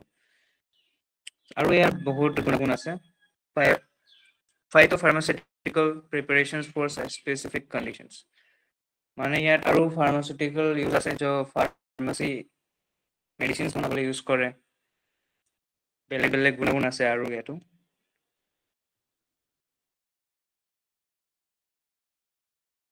চ' আজিৰ কাৰণে ইমানেই ক'লোঁ। ইয়াৰ লাভকেইটা আমি এণ্টি অক্সিডেণ্ট গুণ, কাৰ্ডিঅ'ভাস্কুলাৰ লাভ, প্ৰটেষ্টৰ এণ্টি ইনফ্লেমেটৰী গুণ, লিভাৰৰ সুৰক্ষা, ডায়েবেটিছৰ সুৰক্ষা, কিডনীৰ চেচুৰেশ্যন, সেইকেইটা চব আমি চালোঁ। চ' এইকেইটা আছিলে আমাৰ এটমিক মৰিংগাৰ কিছুমান কথা, যিসকলে আমি ডিছকাছ কৰিলোঁ। চ' থেংক ইউ। সেই মানে ক'লোগে আৰু মাইকখন বাবে বহুত বহুত ধন্যবাদ জ্ঞাপন কৰিছো আৰু আপোনাৰ সুস্বাস্থ্য আৰু সফলতাৰ কামনা কৰিছো। Thank you very much. So' thank you everyone. সকলো লিডাৰ্ছ বহুত সুন্দৰকৈ, অতি সুন্দৰ আৰু ধৈৰ্য সহকাৰে মিটিঙত উপস্থিত থাকি আজি মিটিংখন সফল কৰিছে, তাৰ বাবে মই সকলো ধন্যবাদ জনাওঁ। আৰু শেষত আমাৰ কিছু প্ৰশ্ন উত্তৰ থাকিব পাৰে। আজি ভাল লাগিছে, জেচি টেটছাৰ শেষৰলৈকে আমাৰ মাজত আছে, আৰু কিছুমান প্ৰশ্ন থাকিলে আপোনালোকে জানি ল'ব পাৰিব। মৰিংগাৰ বিষয়ে, সমস্যাৰ বিষয়ে হওক, প্ৰশ্ন উত্তৰ আপোনালোকে জানি ল'ব পাৰিব। চ' ৰীনা গগৈ মেমে অলৰেডি হেণ্ড ৰাইজ কৰি থোৱা আছে। হেণ্ড ৰাইজটো তেওঁ চাগে প্ৰশ্ন আছে, সেইটো কাৰণে মই এবাৰ মাত লগাব বিচাৰিম। হয়, ৰীনা গগৈ মেম, ৱেলকাম। আপোনাৰ স্পীকাৰটো অন কৰিব প্লিজ। হয়, ৰীনা গগৈ মেম, আপোনাৰ স্পীকাৰটো অন কৰিব। হয়, তেখেত ব্যস্ত আছে নেকি? হয়, ভুলতে হয়তো হৈ গৈছে, সেইটো ক'ব নোৱাৰো। যদি তেওঁ প্ৰশ্ন সুধিব বিচাৰে পিছতো আহিব পাৰিব। চ' নেক্সট এতিয়া মই সকলো সদস্যলৈ অনুৰোধ জনাওঁ যে সকলোৱে হেণ্ডৰাইজ অপশ্যন আপোনালোকে দিব। হেণ্ডৰাইজ অপশ্যনটো দিয়ক। কাৰোবাৰ যদি সমস্যা আছে, কাৰোবাৰ যদি কিবা প্ৰশ্ন আছে, আপোনালোকে হেণ্ডৰাইজ অপশ্যনটো দিয়ক। হয়, হেণ্ডৰাইজ অপশ্যনটো অহা নাই যিহেতু, চ' মই ভাবো প্ৰশ্ন নাই নেকি আজি। তো প্ৰশ্ন নাই যদি তেনেহ'লে আমাৰ মিটিংখন ইমানতে সমাপ্ত হ'বগৈ আৰু। মাতি দিছো ৰ'বা। চ' প্ৰশ্ন যদি আছে, আমাৰ আপলাইন জেচি টেটছাৰ আছে আমাৰ মাজত আজি। সকলোৱে সকলো প্ৰশ্ন উত্তৰ বুজি ল'ব পাৰিব। হয়, everyone welcome. Manju Barman ma'am, welcome. Thank you ma'am. হয় মেম, মোৰ আপোনাৰ কিবা প্ৰশ্ন আছে জনাব। আছে, মোৰ এই বইৰ কাৰণে মৰিংগাটো প্ৰথম চাজেষ্ট কৰিলে ভাল হ'ব নেকি? হয় মেম, আপুনি কি কৈছিলে প্ৰশ্নটো আকৌ এবাৰ ৰিপিট কৰিবচোন। আমাৰ বৌৰ মই আপোনাক কৈছিলো মানে হয় হয়, ইউটেৰাছ সেইটো কেছ একদম কমপ্লিট ভাল হ'ব। মই অলৰেডি আপোনাক ক'লোৱে কি কি প্ৰডাক্ট লাগিব। আমাৰ জেচি টেটছাৰ আছে, আপুনি এবাৰ প্ৰশ্নটো কৰিব পাৰিব।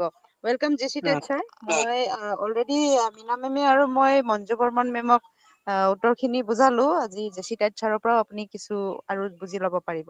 হয়, ৱেলকাম ছাৰ। ৱেলকাম জেচি টেটছাৰ। হয়, ছাৰে চাগে ব্যস্ত হৈ আছে।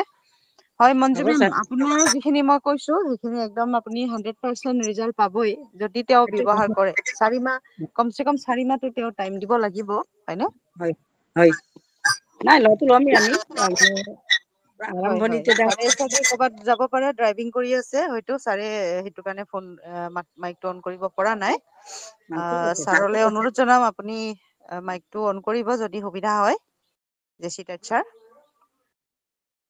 হয়, আৰু কাৰোবাৰ যদি কিবা প্ৰশ্ন আছে আগবাঢ়ি আহক প্লিজ। স্পীকাৰটো অন কৰিব, আগবাঢ়ি আহিব। চ' হেণ্ডৰাইজ অহা নাই, যিহেতু কোনো অহা নাই, গতিকে মই ভাবো প্ৰশ্ন নাই। এইটোৱে বুজাই যে আমাৰ সকলো লিডাৰ্ছে সকলোবোৰ বিষয়ত পাকৰিত হৈছে, এক্সপাৰ্ট হৈছে, আৰু অলৰেডি সকলো এক্সপাৰ্ট লিডাৰ্ছ আমাৰ মাজত আছে, এক্টিভ লিডাৰ্ছ আছে। সকলোৱে নিজৰ এটা সক্ষম টিম, এটা শক্তিশালী টিম তেওঁলোকে আগুৱাই গৈ আছে। চ' সকলোকে মই বহুত বহুত ধন্যবাদ জনাইছো। আৰু যিহেতু আজি প্ৰশ্ন নাই তেনেকে, চ' মই মিটিংখন ইমানতে সমাপ্ত কৰিব বিচাৰো। ময়ো এখন ঠিক আছো, তো তাৰ মাজতে ময়ো ব্যস্তই, আমি সকলোৱে ব্যস্ত, মই বুলি নহয়, সকলোৱে আমি ব্যস্ততাৰ মাজতে আছো। চ' এইটো কাৰণে আৰু টপিকটো মই দীঘলীয়া নকৰো, যিহেতু সময়ো হৈছে প্ৰায় 2:30 বজাৰ পৰা এতিয়া 4:14 হৈছে। চ' এতিয়া লাষ্টে এটাই কথা জানিব বিচাৰো যে মাহেকা মিটিংটো আমি 2:30টাতে কৰিলে ভাল হ'বনে সকলো? কাৰণ 10টা বজাত সকলোৱে বজাৰ আৰু অনুভৱ কৰিছো।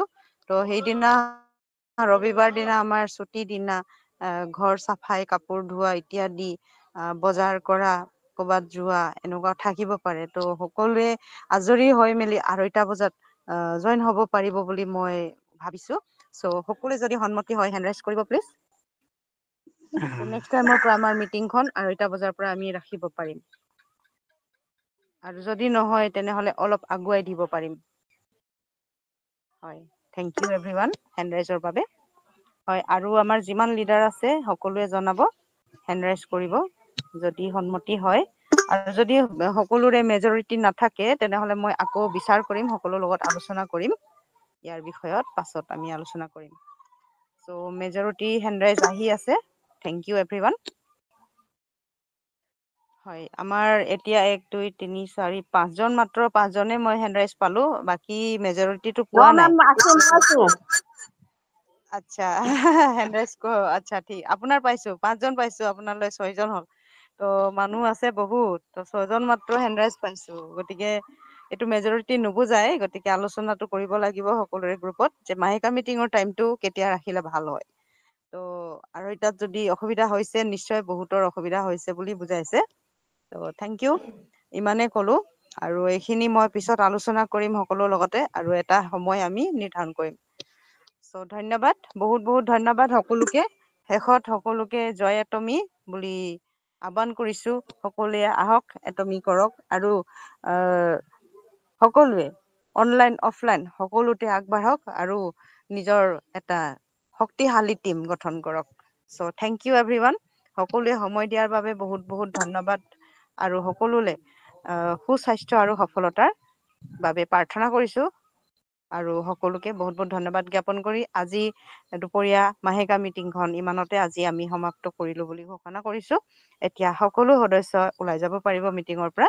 থেংক ইউ, পুনৰ লগ পাম আৰু 1 মাহৰ পিছত। থেংক ইউ এভৰিৱান, ধন্যবাদ। থেংক ইউ জেচি টাইট ছাৰ। হয়, থেংক ইউ এভৰিৱান। হয়, সকলোৱে মিটিঙৰ পৰা এতিয়া ওলাই যাব পাৰিব। Thank you everyone.